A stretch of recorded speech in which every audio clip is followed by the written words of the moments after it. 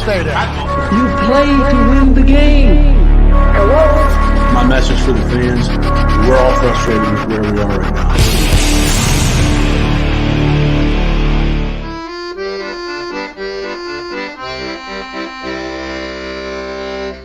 Jets, Jets. Yo, what's happening, everybody? Welcome to COVID Central USA. I am GreenBean. I am happy as could be to be here with you guys tonight.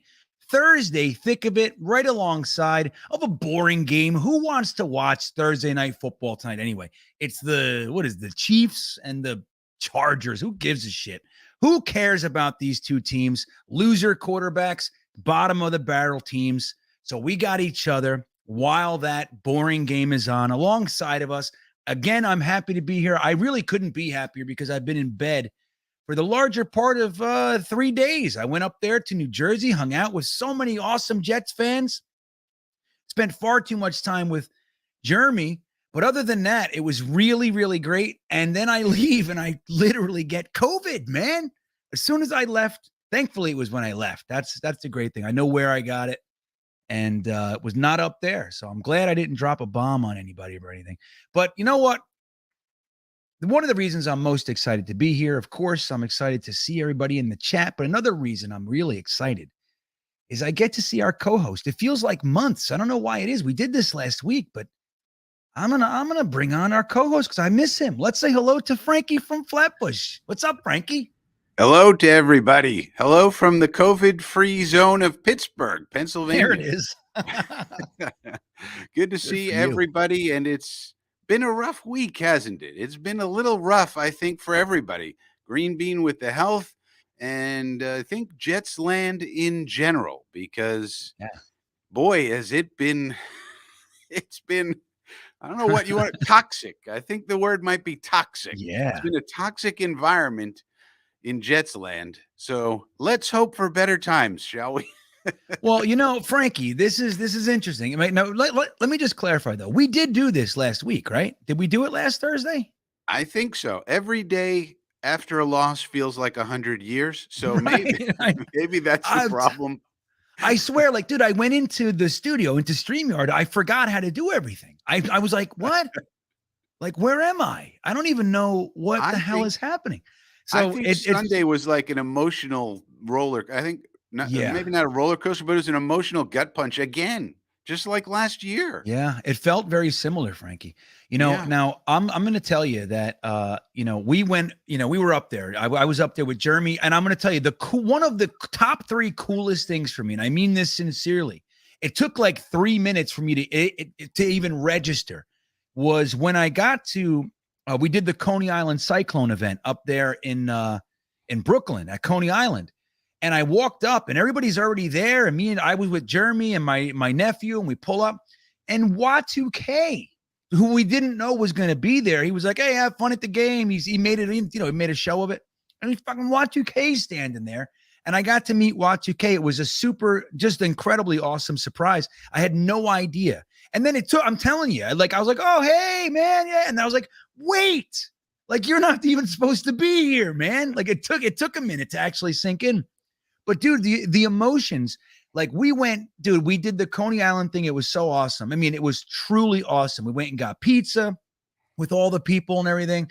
We met wives, and then we went to the game. Dude, we had a great tailgate, and then we sat in the pouring rain, Frankie. And we watched what felt, well, I can't say it felt as bad as last year, because last year's game was over in the first 5 minutes. It was over. This game at the half, we were having conversations, Frankie. And we were like, you know what?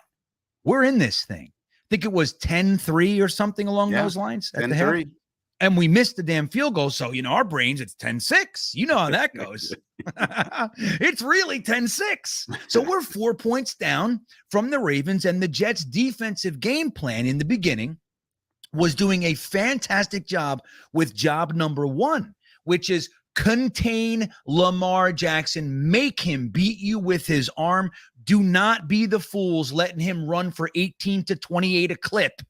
And they did that, dude, the whole first half. Their mistakes were matched by our mistakes. We had drop passes. They had drop. So it was a wet game. It was sloppy, but it looked like we were there. Now the offense, we're like, okay, if the offense comes out and settles down, we got ourselves a game, and boom, game over third quarter. And it was like that from then on. And you know what's really funny? I'm not sure if you know him. He's on Jets Media with Richie. His name is Jack. Are you aware of Jack? You ever see Jack on? Yeah, I think so. Yeah, I love Jack, by the way. He's like a super cool guy. I've met him a couple times. We had him on here, I think, or maybe I had him on another show, maybe.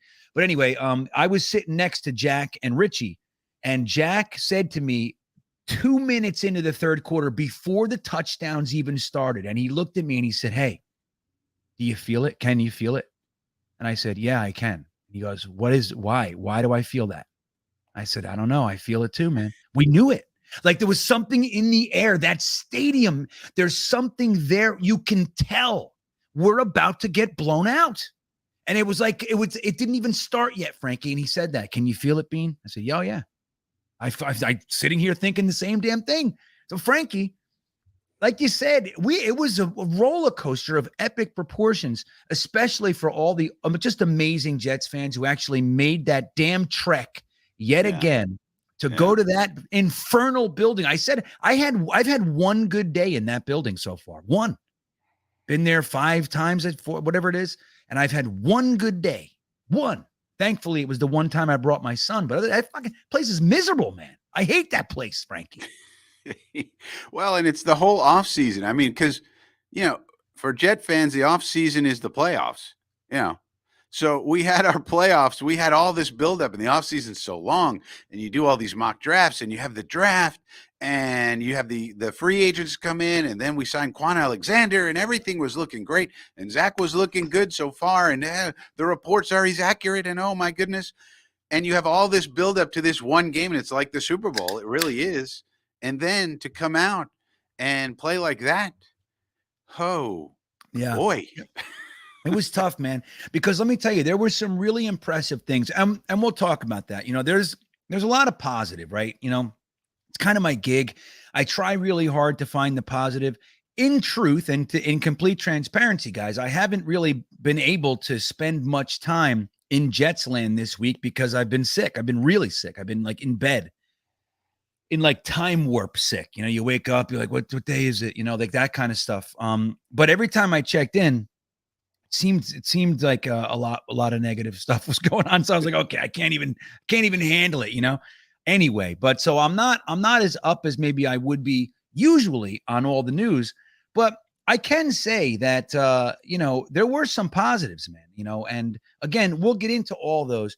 But I think, the biggest problem I'm having with our New York Jets, and we talked about this going into the season, the biggest problem one for me happens to be our head coach, Frankie.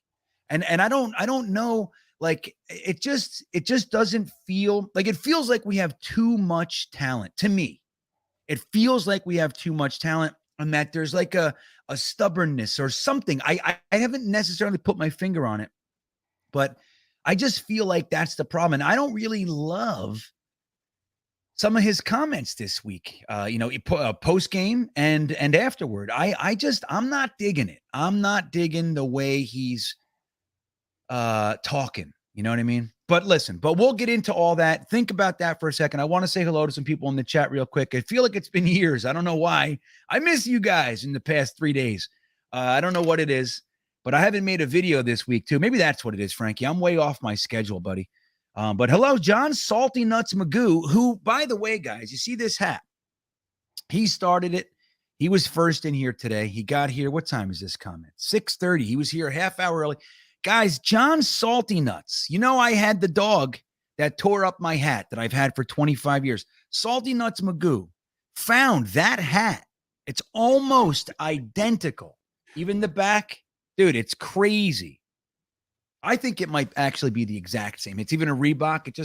It's not mine, so it feels a little bit different, But he went, found this, purchased it, and shipped it to Jeremy, who flew it across the country to bring it to me. So what do you know? What an amazing thing. Thank you, John. I could not be more grateful. I wore it all weekend. with pride. Your name came up 50 times if it came up once. And I couldn't be more grateful. So thank you. Eric Craig, our good friend, is here. Yeah, he beat Jets forever. That's good, man. There you go. Day Boss 17. Indeed, I am back. I'm happy to be back, man. I've seriously been looking for this because I have been dragging ass. And I just know if I get with you guys, I think I'll feel a little bit better. You know, it's already working. So thank you. Sky C. He'd like to gripe intelligently, Frankie. So make sure you got that on deck. We're going to do this the intelligent way. B Trav is here. Thank you, B Trav. John Hepburn. What's up, John? Your name came up this weekend too. I forget what the hell it was. Jeremy, if you remember, why did John Hepburn come up? You remember? I don't remember. Try to remember that. Maybe Wat2K remembers. Your name came up this weekend, John. Wonder what that is. I got to remember. Paul Olakoski. Yeah. My name is Paul and I'm a Jets fan. That's awesome. My name is Bean. And I am also a friggin' tortured Jets fan, Paul. Super fan is here. Love him. You know what's up. Hank G, Travis Preheim, Anders Kortson is back. Right on. Welcome, Anders. I know. Yeah, you know what? There was a lot of people I didn't get to meet. You know, clearly you're one of them, but there was a lot of people I did get to meet, way more than even last year. So it was. I think we're getting there, Anders. We're gonna keep doing it. I mean, I'm a glutton for punishment, dude. I've been beating myself with this bat since I'm 10 years old. So I'll be there now. I know, and I'll be all excited. You know, woo! Here's why we're gonna win. Frankie, what was your prediction before the game? Score. Well, I didn't think we would win. I picked the Ravens to win. You know, I was hoping we would do well, but I couldn't see it. I just couldn't see it. And plus, I didn't know what we were yet. You know, before the game, I didn't know how the offensive line was going to play. Turns out not good. Not too good, Frankie. I didn't know what the defense was. I didn't know what Ulbrich was going to do on defense. So without knowing, I couldn't in good conscience pick the Jets, especially because I knew exactly what the Ravens were going to do.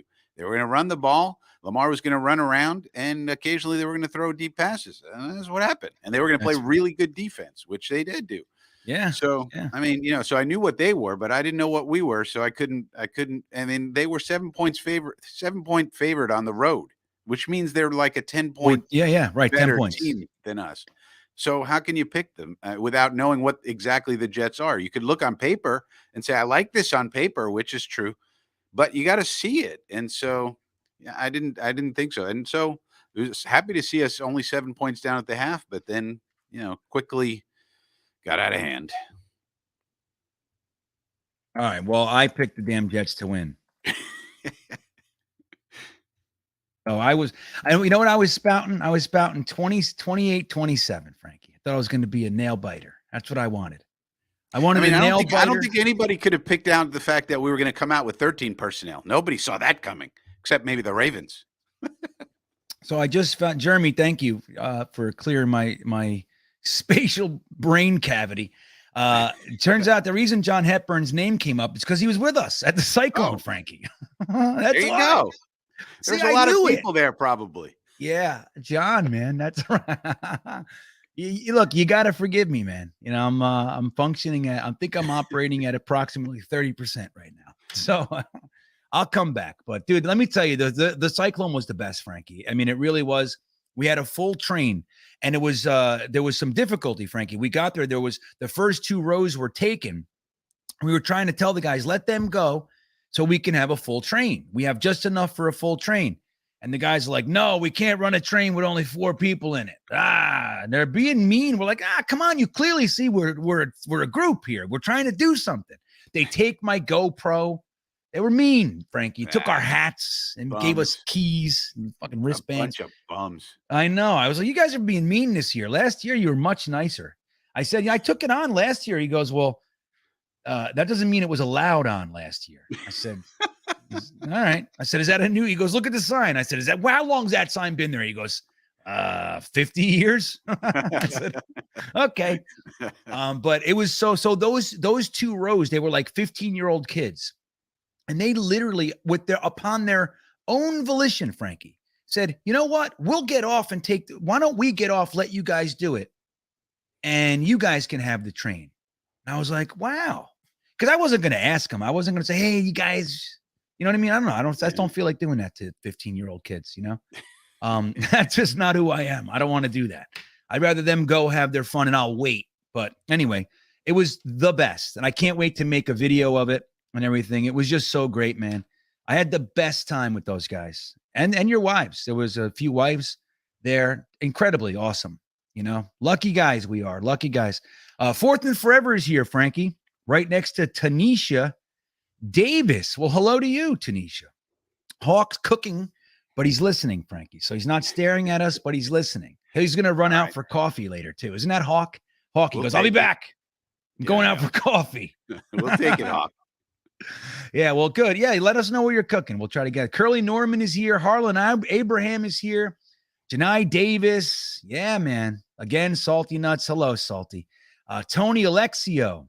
We need Streveler. He wants Streveler. I don't know. Braden from New Zealand is back in the house. I love it. I love you guys. There, Watu right? Anthony's here. I know I'm way behind you. You guys just keep talking. NPC is back with us. Brandon Omoljaniuk. What's up? He's here for Jets Forever. Where is Jets Forever? I haven't seen him yet. You got to get here. Mitt Flair. Woo to you, Mitt. There you go. Hank G. So, and lots of others. I'll go down the list. We'll say hilarious. There's Jets Forever. There it is, Frank. Jets Forever has to get his own show. That's what it is. Jets Forever has to get his own channel, his own show. And we'll go fucking pepper your chat with all kinds of crazy stuff, Jets Forever. That's what we'll do.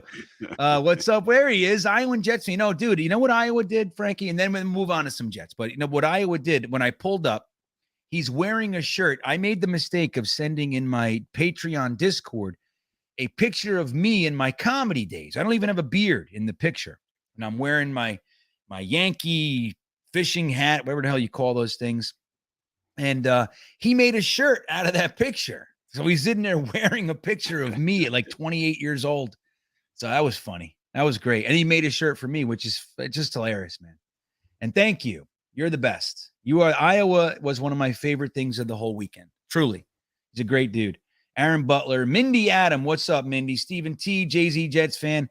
And the rest. I see Stud City, but we're going to get right to Tanisha's super chat, Frankie, and saying, let's get right into this thing, talking about some sauce. So get well soon. Well, thank you, Tanisha. I appreciate that.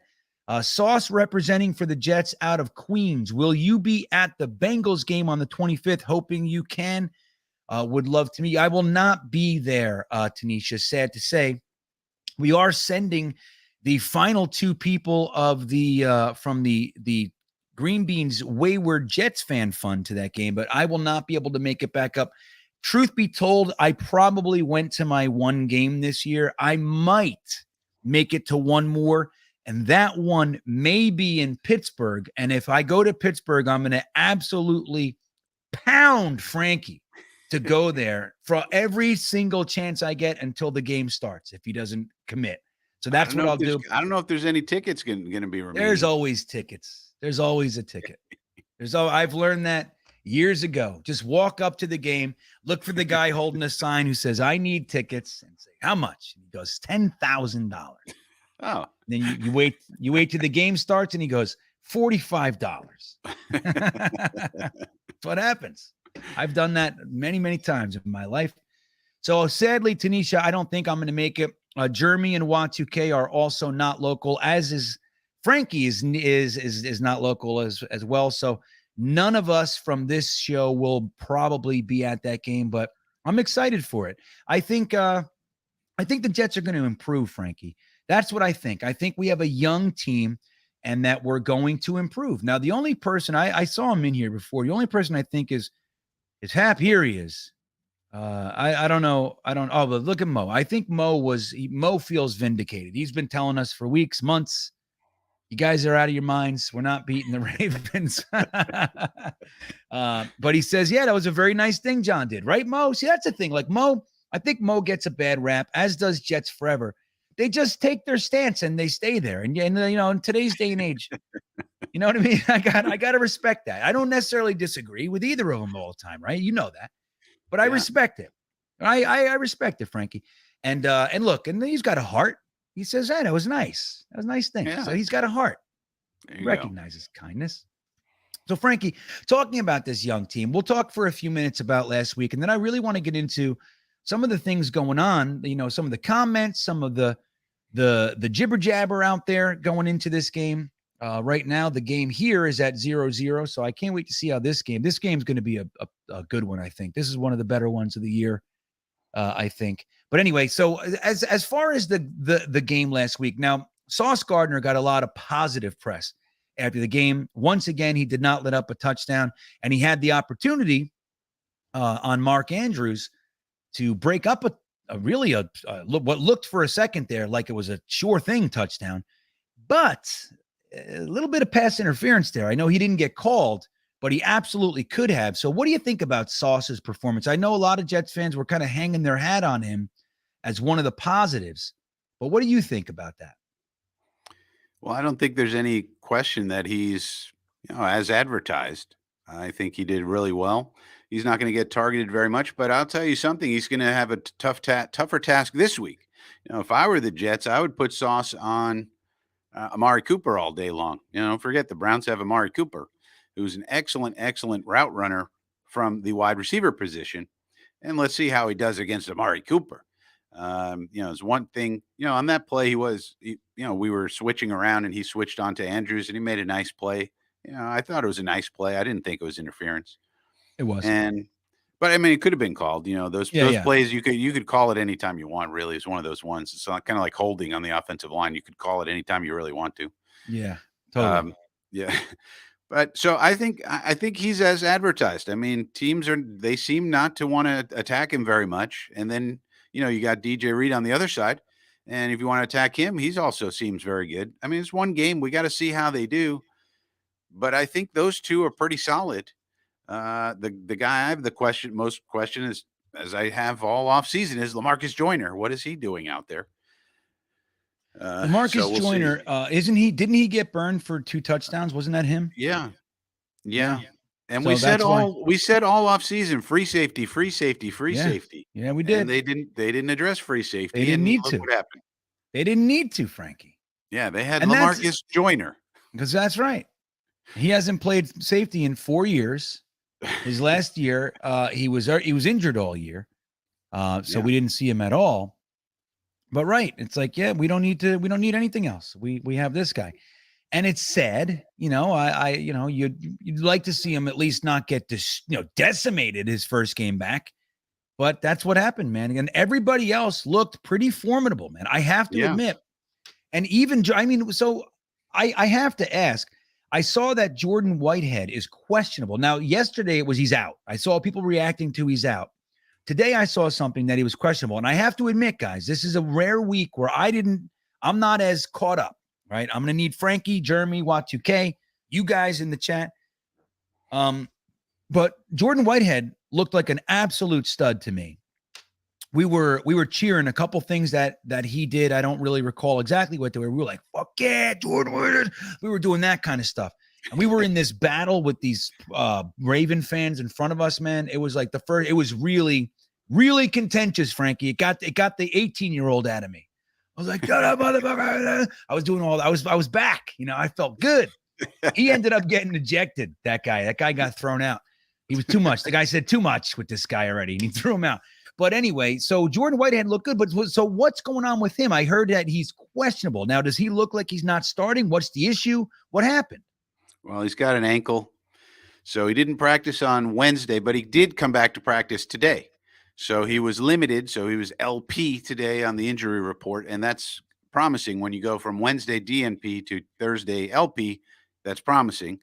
He is questionable, so we got to see how he turns out tomorrow. If he's FP tomorrow, full participant tomorrow, then you would think he's going to play. But if he's still limited tomorrow, then it's probably going to be some announcement on Saturday or Sunday as to whether he plays or not. Now, they did, as protection, call up Will Parks. So Will Parks is on the 53-man, supposedly, but I didn't see a corresponding move to take somebody off the 53-man. So and it was announced that Will Parks was elevated. It was not announced who was de-elevated. Yeah, somebody has to be. Maybe was anybody else injured and they're not going to be there? No. Everybody, no, nobody's being put on IR or anything like that.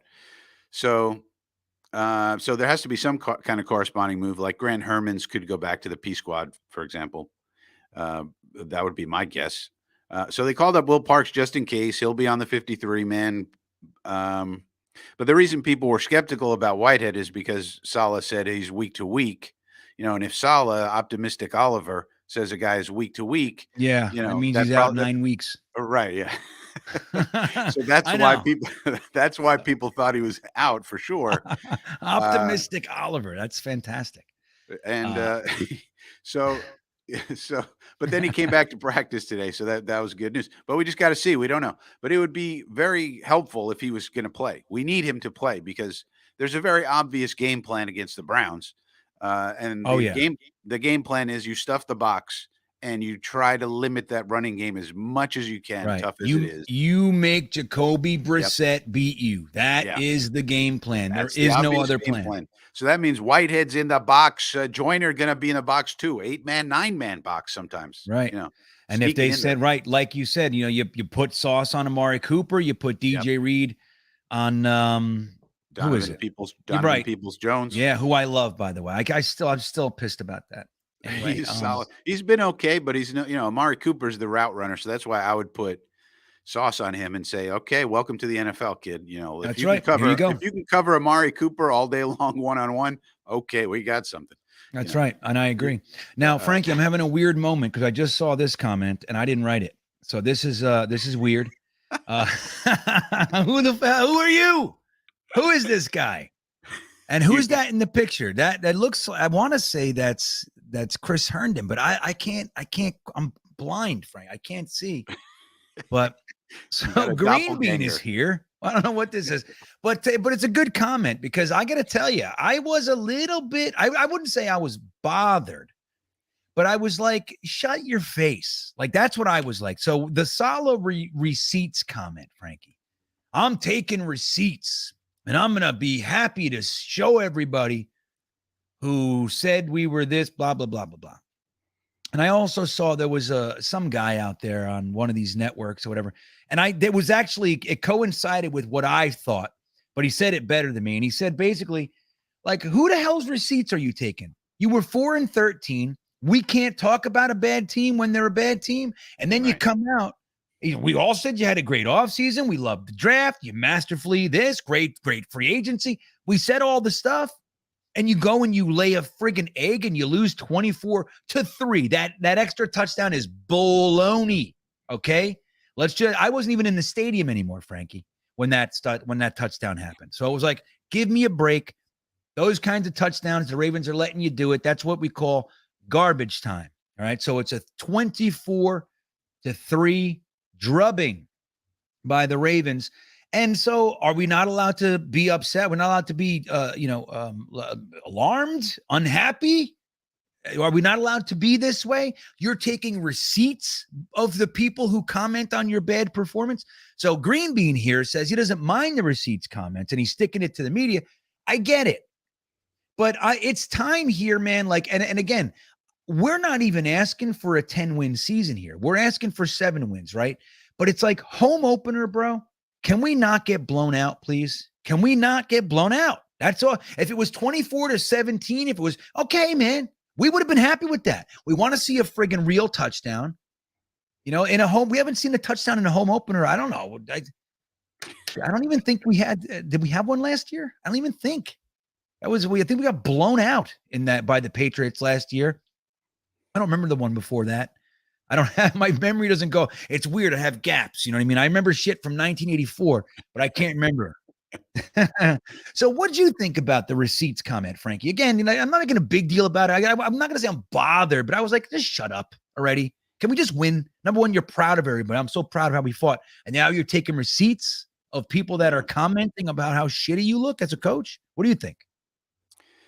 Well, I think it's a continuation of a problem we've already identified. I think that Coach Saleh, I believe that Coach Saleh is a good coach. I believe there's a good coach in there. I think he is. But I think he has a problem with how he deals with the media. I don't think he's really recognized the fact that you can't be doing this. You need a different strategy of how to deal with the media because the media is not your friends. You can't charm them. You're not going to win them over. They're going to get back, and no matter what you say, everything you say can and will be used against you. That's the rule you have to keep in mind. So you can't go on these long, expansive answers and all of this stuff, and we're keeping receipts and this and that. It's just, you need a better strategy for how to deal with the media. They're not normal people. They have an agenda. They will. It's like he keeps giving ammunition to the firing squad, and he wonders why he's getting shot. It's like, you gave them the ammunition, coach. You gave it to them. You gave it to them, because now if you don't win, they're going to say, "Where's your receipts? What are you stockpiling those receipts, huh, coach? How's that going?" And now and now you're going to get made fun of even more. I mean, so it's just, why are you doing this? Come up with a better media strategy and to deal with the media. And there's plenty of models to go off of. Look at Brian Daboll. Look at Coach Tomlin. Coach Tomlin's the best. You want to know how to handle the media? Look at Coach Tomlin. Right.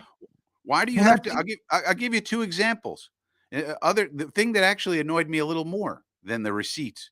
They asked Coach Saleh about Max Mitchell, and he says, "Oh, Max Mitchell, he's going to be a very good tackle in this league for a very long time." Okay.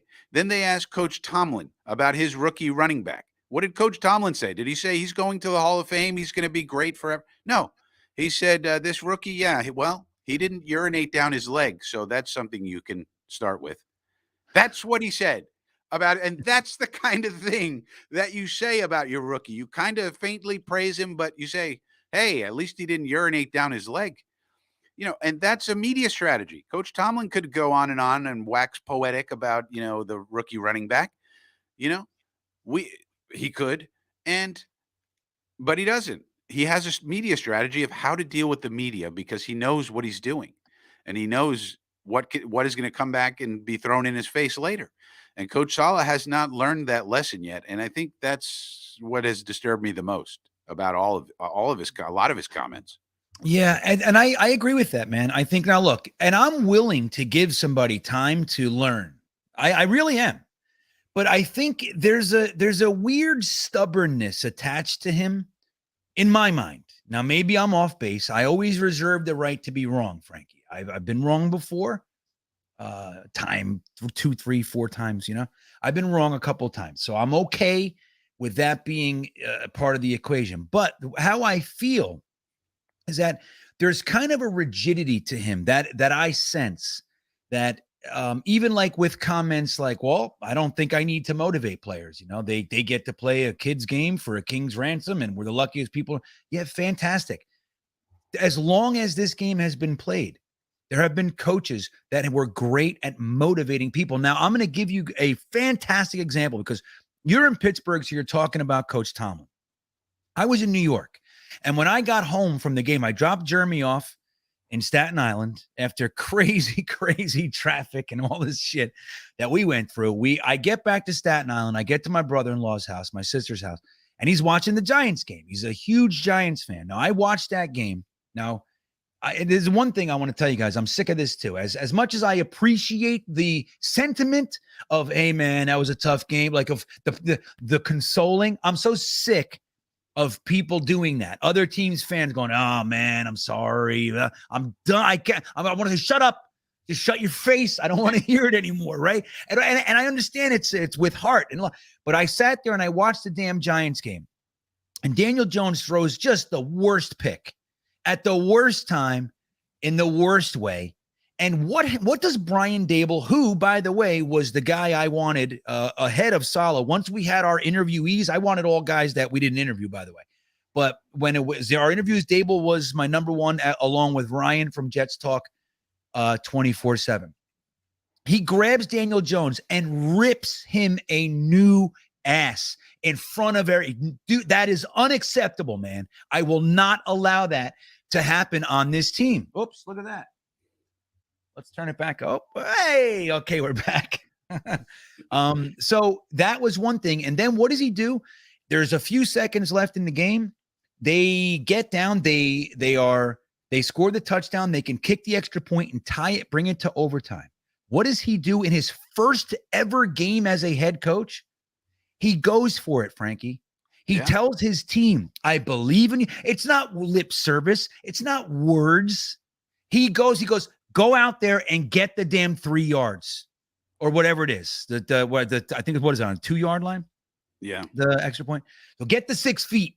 You can get 6 feet. Your men look at you. Go out there. I believe in you. We're going to walk away winning. We're not going to, play for the overtime and hope we can make it through. No, this is our opportunity. We're going to do it. It's our first game together. Let's do it. And they get it. Right? They get it, man. Now, they ended up winning the game because the guy missed the field goal and the whole thing. And that is all inconsequential. It's what I saw from Brian Daboll was exactly what I wanted to see from Robert Saleh, and I have not seen in 18 games. And the comments, just like you're saying, like, again, I'm willing to let you grow, man. I'm willing to let you bump your head. But when I see the product on the field, and I watched him, bro, I was watching him so many times during the game. Like when things are going bad, I'm watching him, Frankie, and he's just standing there. Like there's nothing, there's no interaction. There's no running over to this guy. Oh, come on, drawing things on paper, on a clipboard. There's nothing. And so I don't know what it is, Frankie. So that's the thing. I think that's the problem. Like, I think if Daboll was with this collection of players, that includes Flacco, all the injuries, whatever, I honestly believe that we would perform better. And maybe I'm off. Maybe I'm wrong, but that's how I see it. I see it that way, Frankie. Do you think I'm nuts? Well, it makes me think, it's a good point you made, Greenbean, about what he did with Daniel Jones in the moment. Because if you compare that to what Saleh did not do with Quincy Williams in the moment, Quincy Williams had a moment where it was required. That moment where he hit Jalen Hurts out of bounds, that moment where Nick Sirianni's cursing you out from the other sideline, and Jordan Mailata is ready to kill our whole team, and their offensive line is going crazy, as they all should have been, and they were right to do that. And that in that moment, it required Saleh to do something with Quincy Williams, pull him over, yell in his ear hole, take him out of the game, do something.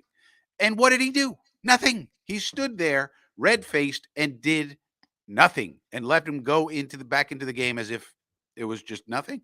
That moment required something of you, Coach. That moment required something of you, and you Yes. did not provide that moment what it required, which was showing the other team and the world that this is not going to be tolerated in some sort of demonstrative way in the moment that needed to be addressed, because the other coach was cursing you out. That Literally yelling across the field. That does not happen. Yeah, what the fuck? Yeah, that does not happen normally. That's not a normal everyday thing. Right. And Sirianni was totally right to do that. Totally right. Right. And because of that, and Jordan Mailata is ready to kill everybody, and he was right to. And our coach stood there red-faced and did nothing. That's a problem. And you compare it to what Daboll did just for an interception.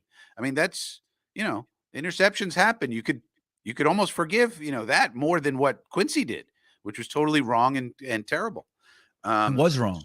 Yeah, totally wrong. And now, and you're nailing it, man. Like, that's the thing. And it took me a second. You're like Quincy Williams. I'm like, what the hell happened with Quincy? And then, but you bring up the initial preseason game, which what were we all hoping?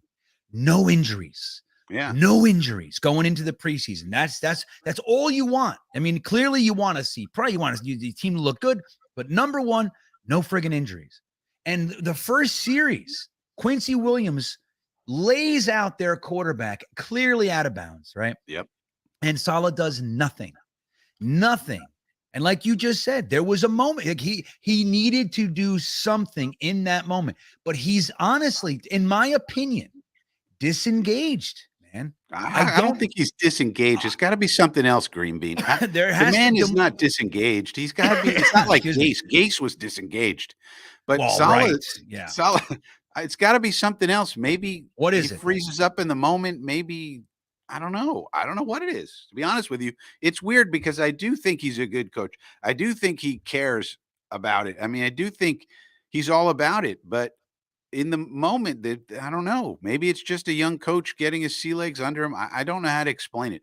I do think there's a good coach in there, and I'll be sad if it doesn't work out because I think he is a good coach. But Maybe I'll it's be just sad not if the it right time. Yeah, and look, I'll be sad too. Like, look, any problems that I say, I want you guys to know I am not on the fire solid train. You know what I mean? I'm really not. But I'm really dying to see. Like, let me spin this like I know how to do. I can spin this to maybe this comment with the receipts is actually him getting fed, like finally having enough, Yeah, and maybe. maybe he's going to do something great. If this act of yours, whatever you think that the way you're supposed to be, if it's wearing thin on even you, and this receipts comment is an indicator that something's cracking, and you're ready to go F this, I'm going to start choking dudes. Like, I'm sick of it. This is my career on the line here. Good, then great. If that's what it means, you know what I mean? Like, if that's the end result, then I applaud the comments. If that's him saying, I can't take it anymore, and he walks into the office and he goes, listen up. You know what I mean? I've had it. Something like that. Like, look at Laken Tomlinson. He was garbage. What happened there? Frankie, I have no idea. I have to believe you did a breakdown on Laken Tomlinson. I was too depressed, GreenBean. That was my number one. That was my number one problem in that entire game was Laken Tomlinson, and I couldn't believe it. I couldn't believe he was that bad in that game. Now I'm hoping it's just one game. Yeah, but he was to me, he was the biggest problem we had the entire game. Yep, me Flacco too. had no time. Flacco had no time to do anything, and he could have. There was plenty of people who did things wrong. But to me, Laken was problem number one. And we spent all this money on a Pro Bowl guard, and we thought we had this problem fixed. If we were going to do this, we could have just stuck with Greg Van Roten for $3 million. If this was what we were going to get, hell yeah. But, well said. We paid all this money to this guy who was supposed to be the perfect scheme fit. Everybody knew him from San Francisco. John Benton loves him. Everybody loves him. Everybody said, this is the guy. We'll get him. And we don't need Brandon Scherf. We don't need Greg Van Roten. We don't need Dr. Blocker. We don't need anybody. We need Laken Tomlinson. Okay. Right. Sounds good to me. And I thought it was great. I loved it. He was my number one free agent target. Number one, Frankie. Yeah. I couldn't believe how bad he was. And so I couldn't do, I was too frustrated and depressed about that. And nobody was talking about it. I mean, a lot of people were talking about Flacco and Corey Davis had a drop. Oh my goodness. And this and that, and George Fant wasn't good either on his other side. But no, he didn't look good either. Looked like that knee might have been bothering.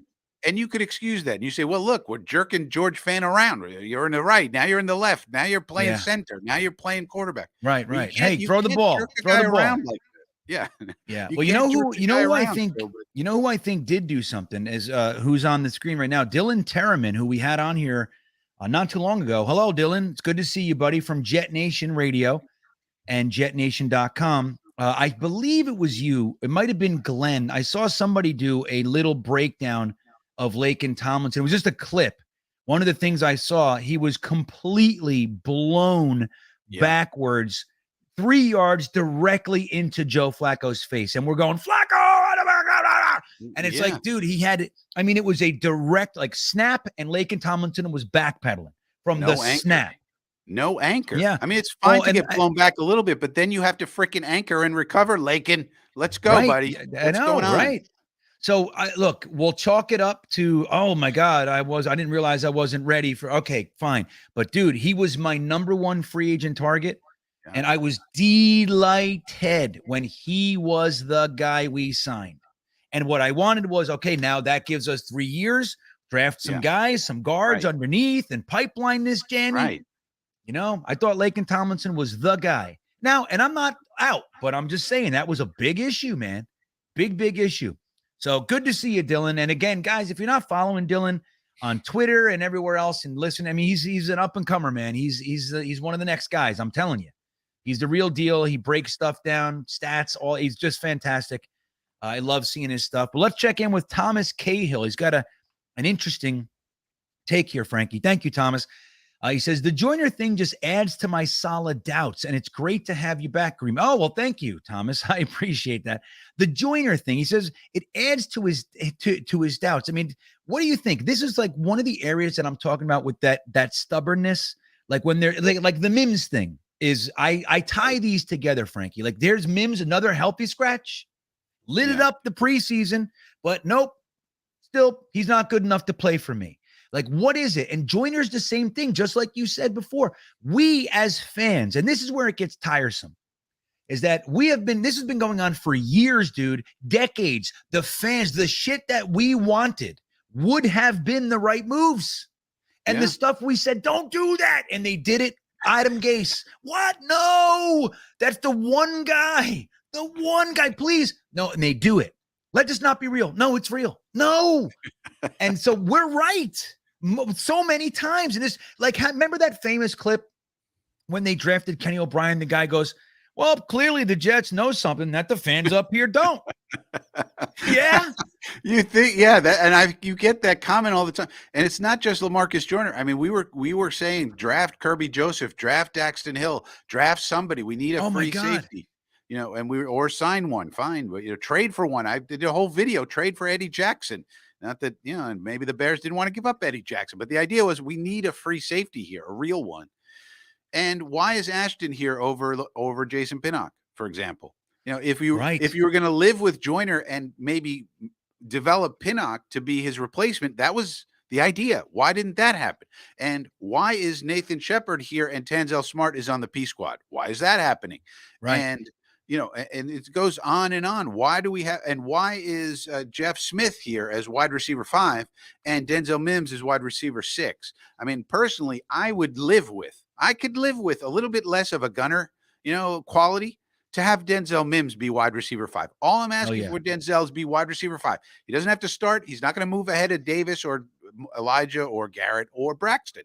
Just wide receiver 5. A guy with that skill set should be on the active roster, and I'll take a little bit less from my gunner position, to get that onto there. But you have to wonder about all of these decisions that are made by the coaching staff. Why is Ashton Davis on this roster? What is the point? We had a developmental guy. We had him. The thing with Pinnock was let's do what happened with Minkah Fitzpatrick and Eddie Jackson. Those are guys who went from cornerback to free safety and became excellent elite players. The idea was maybe we could turn Pinnock into something like that. Right. Because he has the ball skills. He has the athleticism. He has some of the things you want. Length. Right. He's got the build. He's got he's got the measurables, all that stuff. Right. No, you're so right. And every fan, I mean, I'm telling you, 99 out of every 100 fans said, what? Right. Now you want to keep Tony Adams. Listen, you want to keep Tony Adams? Okay, he's similar in that way. He's going to be developmental. He's okay. But what about Ashton? And they asked them about Ashton. They said, why is Ashton here? The beat writers, to their credit, asked a good question for once. And they said, oh, his character and his special teams. If you're telling me that Jason Pinnock doesn't have good character, then you've never met Jason Pinnock. I'm sorry. Well, and they're the ones that drafted him last year. Didn't you do any friggin' intel? You're the guys who took him in the 5th round. But he's a great guy. There's nothing wrong with the character of Jason Pinnock. He works as hard as anybody at it. And he plays special teams also. So what is the explanation for Ashton, who seems to have hit his ceiling, which doesn't seem to be too high? And here you have a guy you could bring along and develop to be a starting free safety at some point. Yeah, well, I saw a comment from Sully earlier. He said it's Ashton season. So he said that. I hope so. Listen, I hope so. Maybe it is. So far, he's playing special teams. And he's not doing anything.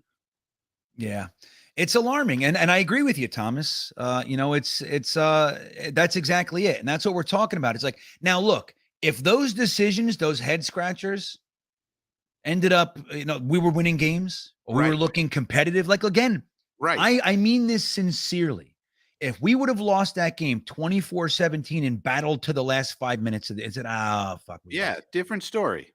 Different story. And you go, okay, we're a young team. Look at DJ Reed, that beautiful interception. Look at Sauce Gardner. Look at the pass rush. You got Jermaine Johnson, Michael Clemens, and Carl Lawson pressuring them all day. Great. We're not even, dude, our expectations are so low, and they somehow find a way to disappoint us. It's amazing. And so that's when these moves, the microscope goes right on them and go, are you a moron? Is that what it is? Are you just stupid? Do you not know the character? He's the king of strain.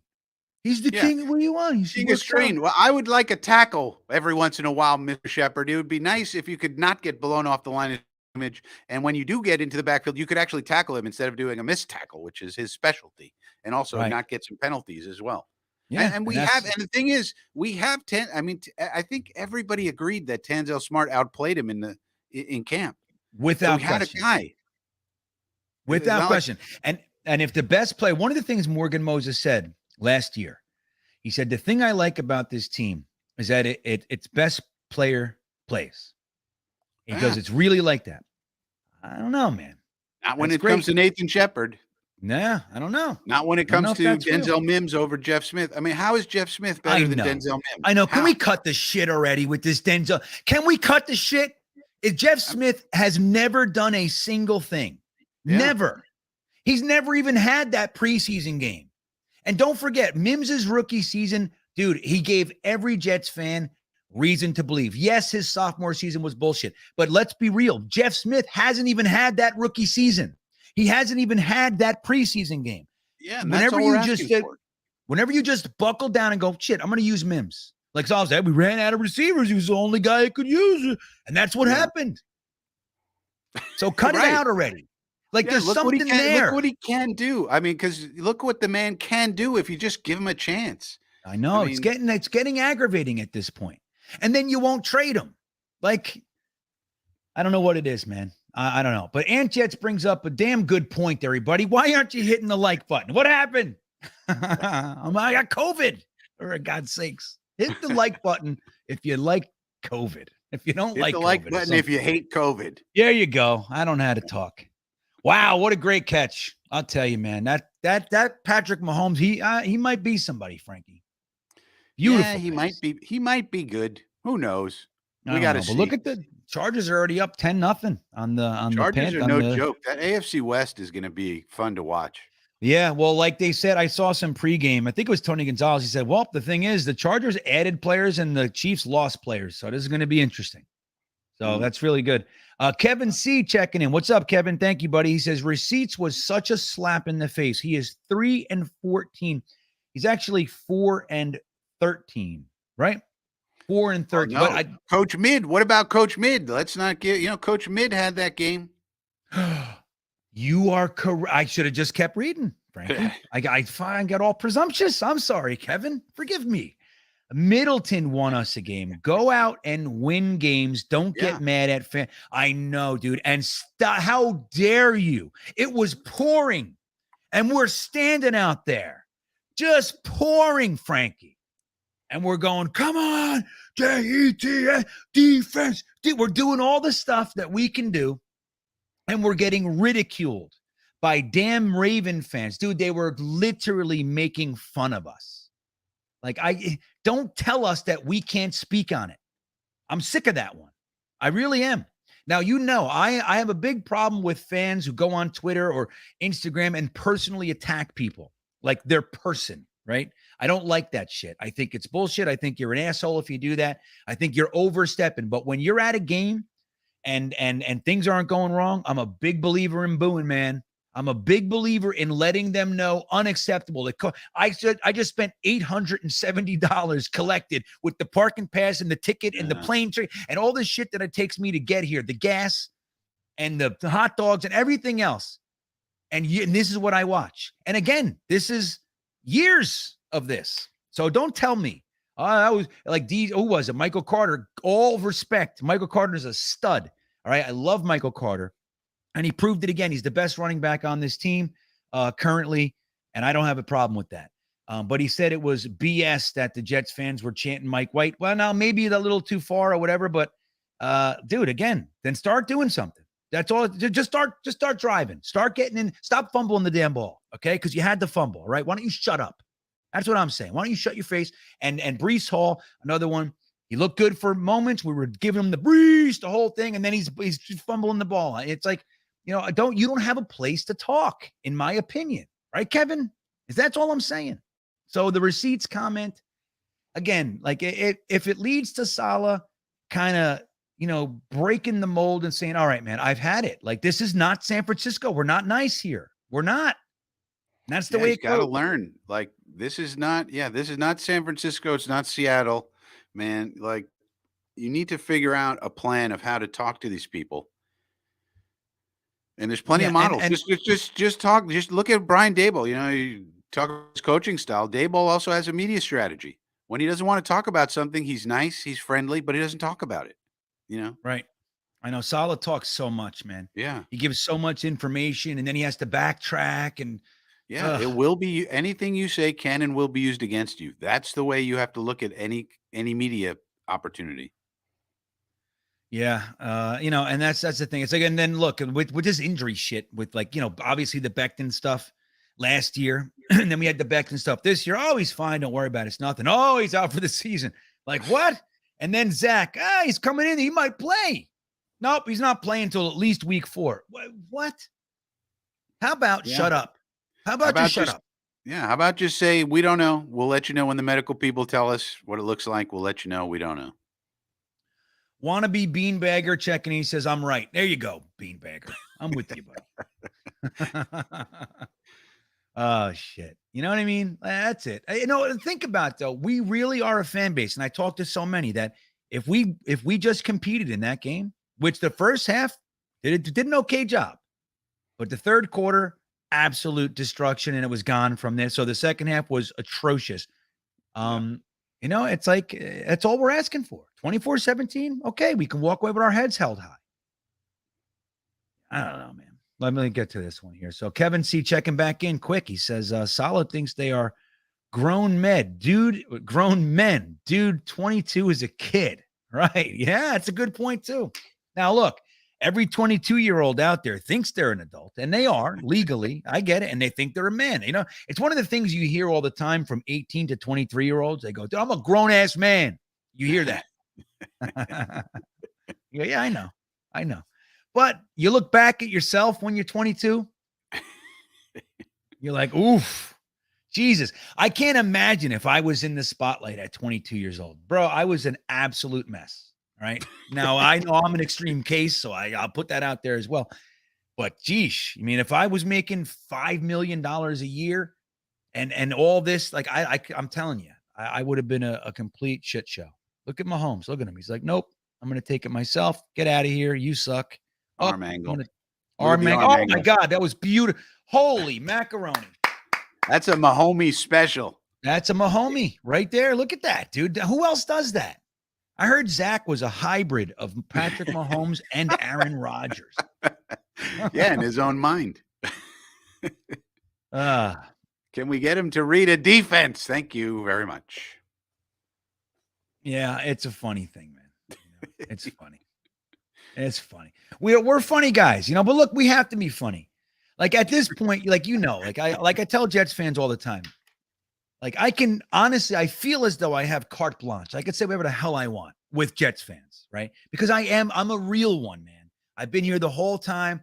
Longer than most. Not as everybody, of course, but I've been here a long time, and I'm in this pocket with you. I'm feeling what you're feeling. I'm seeing what you're seeing. I'm deconstructing what you're deconstructing, even more so in some instances. So it's like, I can call, look, we're ridiculous sometimes. We are out of our minds, right? Like I saw a comment, I was skimming, I saw Modine said, you guys are hilarious. You're saying the Jets are going to win the Super Bowl at the draft. And then now it's 1 week and you want to fire the coach. And yes, we're ridiculous in that way. But for God's sakes, look at what it is that we watch. Look at it. Just look at it, dude. Every other fan I know feels pity on me, dude, because they know me. I'm a good dude. Like I really am. Like I might not be the best at it, but I'm a nice guy out there in the world. I really am. People go, dude, I'm sorry, man. You know what I mean? That's what I get, Fran. I'm like, shut up. I don't want it. I just want to compete. That's all. That's all I want. J.E. Allen checking in, Frankie. Thank you, J.E. Allen. He says Flacco's comments about the offense is concerning. Quote, we just never really got into our rhythm and got any energy going behind us. The quarterback needs to promote and inspire energy. Interesting. Now, admittedly, J.E. Allen, this is the first time I'm hearing that comment. As I explained, if you weren't here, I've been sick in bed since I left New York. Thankfully, it was right after I left New York that I caught this thing I have here. I haven't been able to keep up, but so this comment, my initial response, concerning. I think I don't think it's any more concerning than what we saw. I think I mean, look, just being honest about it, like, hey, man, it never felt like we were jiving. I think it's okay, to say that. Now, maybe you do look to the quarterback to provide some spark, but when the quarterback, I think there was some, I don't know, there was some stat with the offensive line. I'll give you, there's like that most plays, like he was pressured. I don't know, say 65% of his dropbacks, like severely pressured. I don't know how much you expect the 37-year-old Joe Flacco to produce in that instance. The one thing you know about Joe Flacco is he's got an arm. He can toss that ball, man, but he's a statue. You need to protect him. You need to do whatever it takes to give him a pocket. If you need to keep the tight ends in, then you do that with Joe Flacco. If your line can't do it, then you keep the tight end. You have to give him the pocket. Now, it's impossible when your guards are breaking down. Laken Tomlinson was sieve. So what do you expect Joe Flacco to do? So again, I don't feel like the comment is any more concerning. I think it falls right in line with my overall concern for that I saw with the offense. What do you think, Frankie? Did the comments bother you any more than the offense, or how did you see that? No, I generally don't put too much stock in player comments. I mean, they're just saying stuff because they have to. They're up there talking to the media because they have to. Right. If they had their druthers, they wouldn't be there. But Right. when they get requested, they have to go and answer questions. And however they answer the questions is fine, unless they're crazy off the wall comments. The fact of the matter is, we didn't execute. We couldn't block them, and that's going to be a problem. There's nothing a quarterback can do when their entire defensive line is in his lap. What do you want him to do? I mean, we have to execute. You get energy from being successful at executing your plays. That's where it comes from.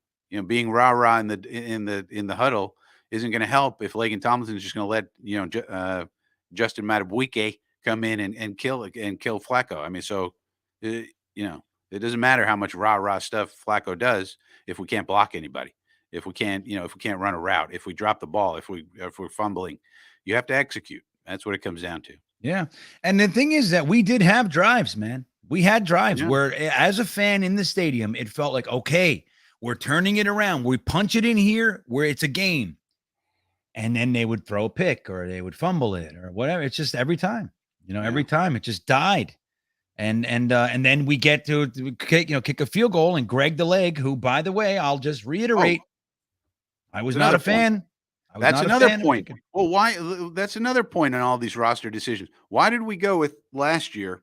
First of all, Amendola, but then after he didn't work out, we went to Kessman. Who helped blow the Philadelphia Eagles game. Why did we go to him before we went to Pinheiro? Then after that, we go to Pinheiro, and he's perfect. Why did we go to Kessman? Everybody knew Kessman is inaccurate. Everybody. He's from Pittsburgh. Everybody here knew this guy can't kick. If he can kick him long, he's got leg talent. He got leg talent, just like Zerloin has leg talent, but he can't kick it through the upright. So what good is it? What good is it? What good is it? This year we do the same damn thing. We picked Zerloin because of leg talent, and we let Pinheiro go. And Eddie Pinheiro, all he does is hit 100% of his kicks. That's what I got a news for you. A kicker is supposed to accurately kick the kicks. That's it. Right. That's the job. Yeah, and that's a problem I've had with Joe Douglas since the very, very beginning. I mean, the very beginning. But it's Boyer, isn't it, Coach Boyer, though? Like, this comes down to Boyer. If Boyer says, I want Kessman, aren't you going to leave it to your special teams coach to pick him who he wants? I don't know. I think when you're bringing guys in from external, I think it's the general manager scouring. I think, but when they're in competition, like in camp this year, yes, I will say Boyer chose Greg the Leg. Now, why? Why? That's the question. Yeah. Eddie Pinheiro was the first 100% kicker we've had. Granted, it was only the end of the season, but fucking since the 70s, since Pat Lee, Yeah. So it's like, I don't know, man. Like, and you guys heard me. I said it every time. I said, I cannot justify cutting a guy that accurate. And he's so young, man. He's in his third year. Yeah, and He's he in his costs you third nothing. season. And he costs Cheap. chump change. Right. It's just like, it makes no sense. Like, look, I understand that, the whole idea, well, from 50 and on, he doesn't really have the strength. I get it. But guess what? Most field goals are under 50.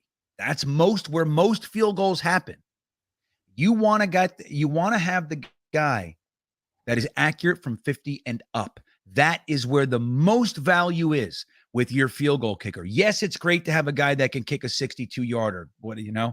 In today's day and age, Sebastian Janikowski legs and shit. Yes, you can. Yes, that's great, but not at the behest of accuracy. And dude, that kick, Greg the leg. I mean, I thought he made it. I actually yelled at the Ravens fan like an idiot. I went, 3-3, motherfucker. And then I was like, what? That he missed? So Greg the leg made me look stupid, everybody. Maybe I should have waited a second, but maybe not. I mean, fucking make the damn kick. So I said, of course he's going to make this kick. What is this? So that's I put another that one. on Boyer. I mean, there's another example. And, it makes you wonder about Zach, because maybe they were enamored with Zach's arm talent, just like they're enamored with the kicker's leg talent, and they don't worry about the brain talent. How about that? Yeah. And look, real quick, I saw a little conversation going on in there by Jeff Otis Brown. Number one, Garrett Wilson is an absolute dude. They should have thrown him the ball, and Elijah Moore, by the way. Just so you guys know, when you're in the stands, you can watch whatever the hell you want, right? You don't have to watch ball. You can watch anybody you want. You can watch anything. You can stare at the hot dog vendor. You can do anything.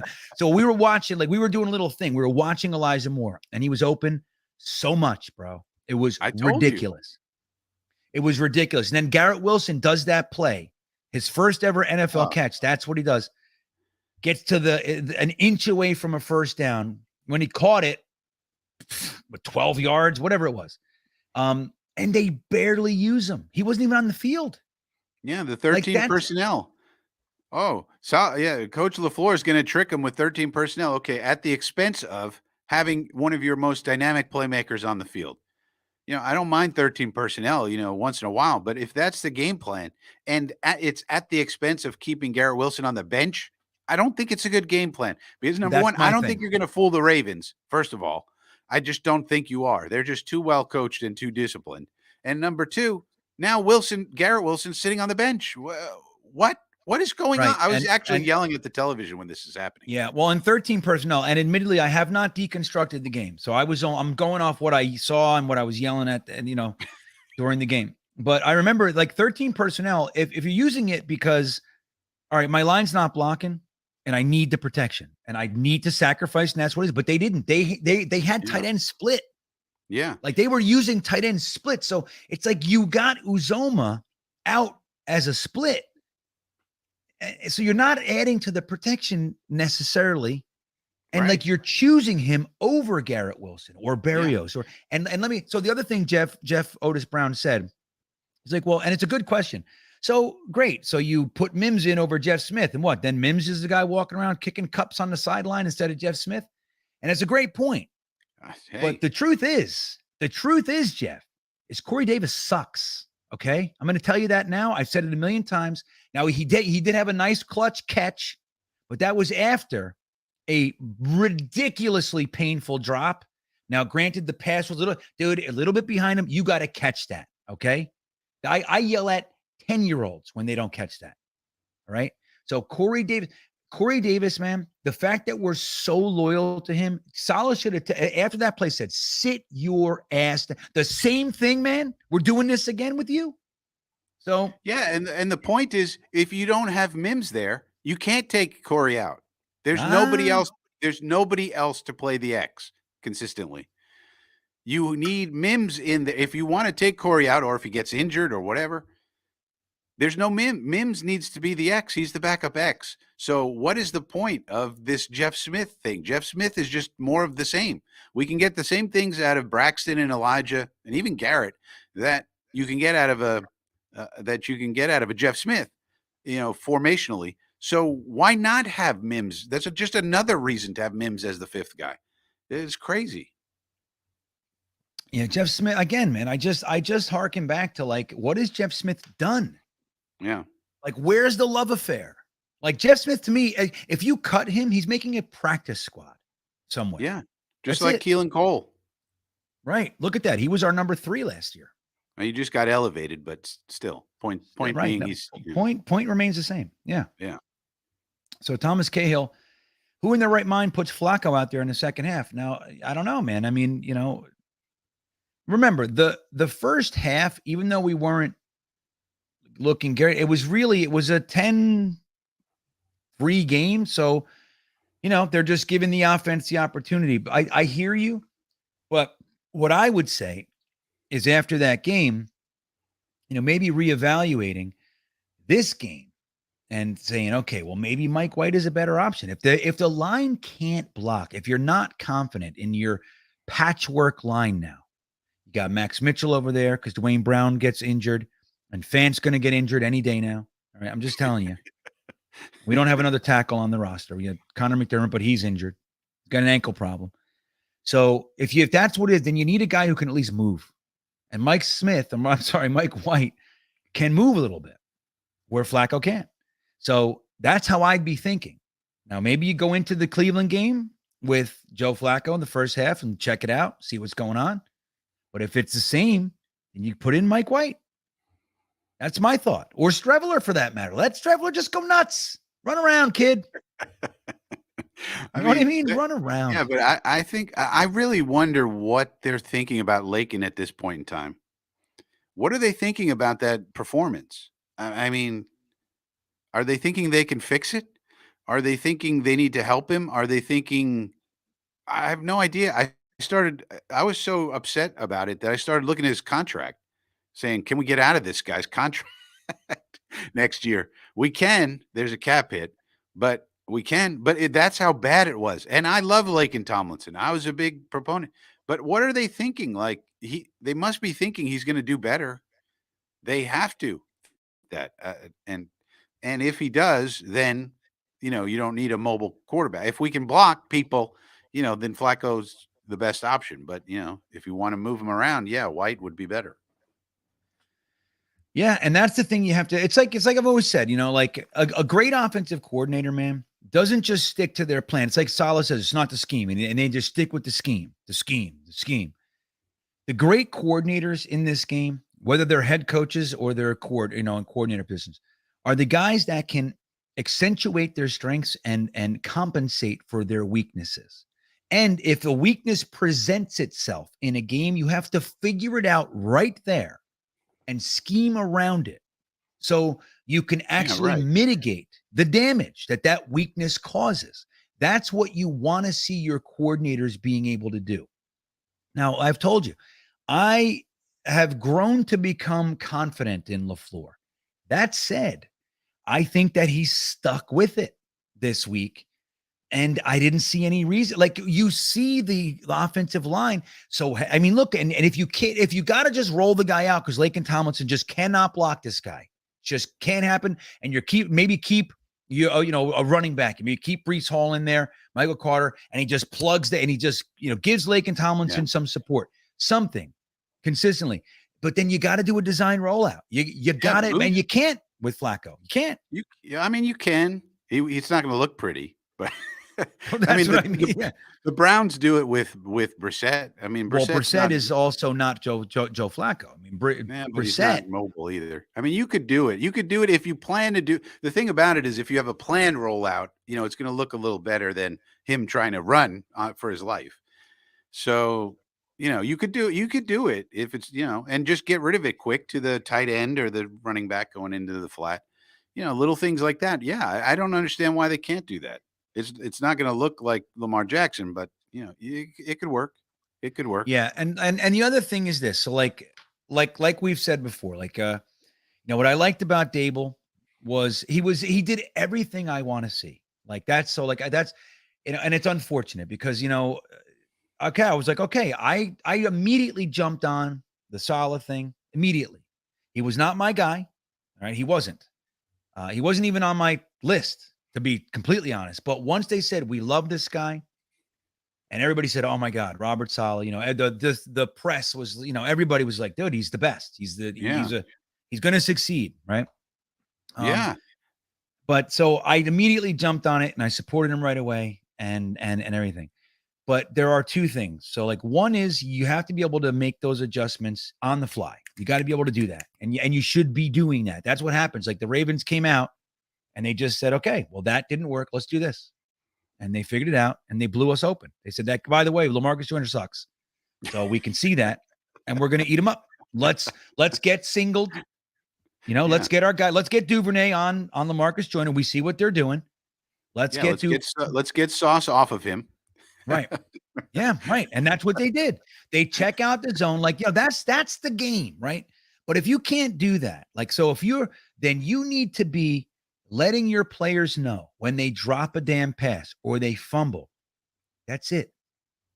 Get your ass off of my field, you POS. Never again. Or one more chance. Whatever. Then it's got to be some of that stuff. You can't have none of it. I mean, Belichick does that. Belichick does that stuff. I mean, I think it was Damian Harris last year who fumbled in the first game. I believe it was Damian Harris. Had an uncharacteristic fumble that cost him that first game against the Dolphins last year. They opened against the Dolphins last year also, I think.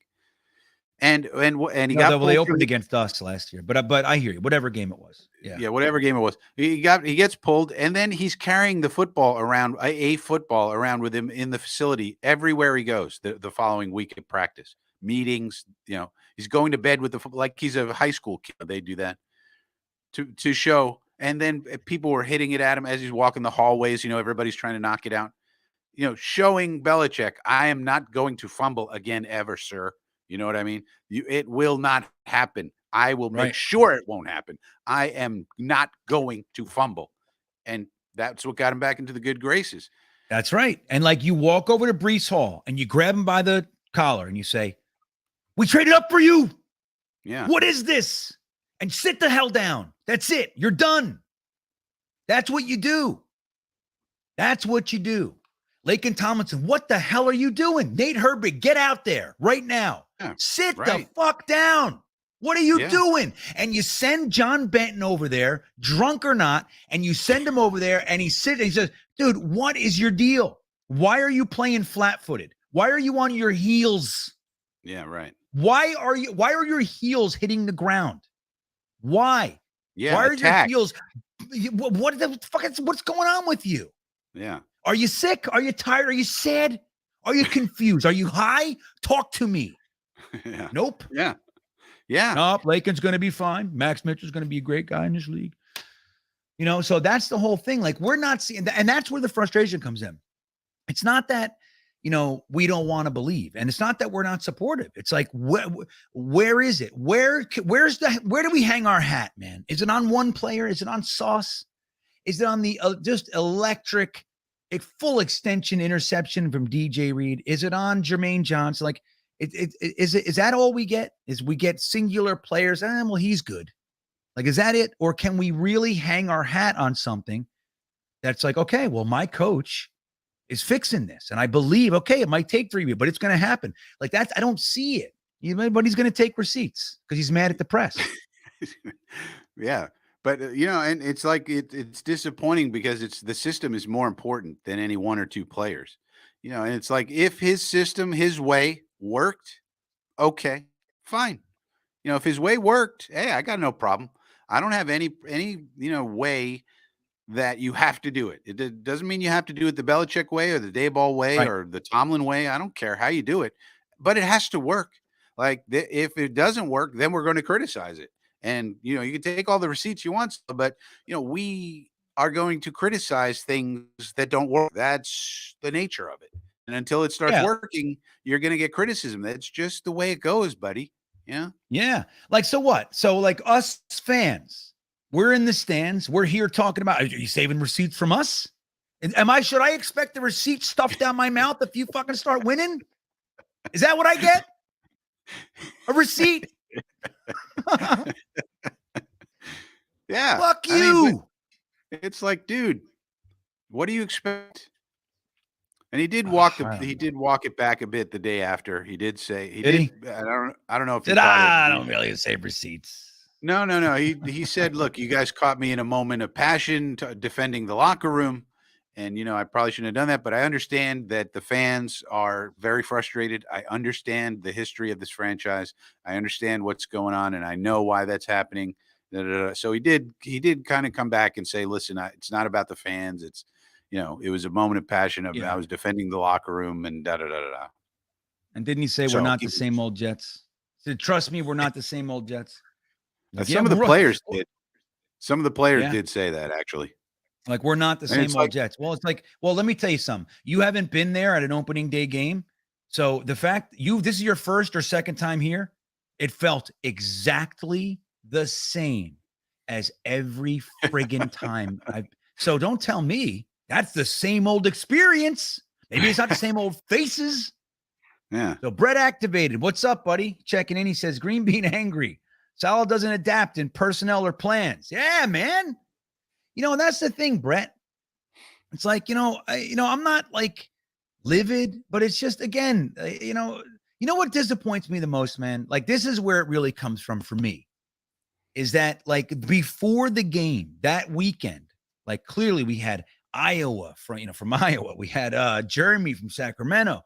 We had Y2K from Virginia. I drove up from Virginia. It took me 9 hours to drive up there.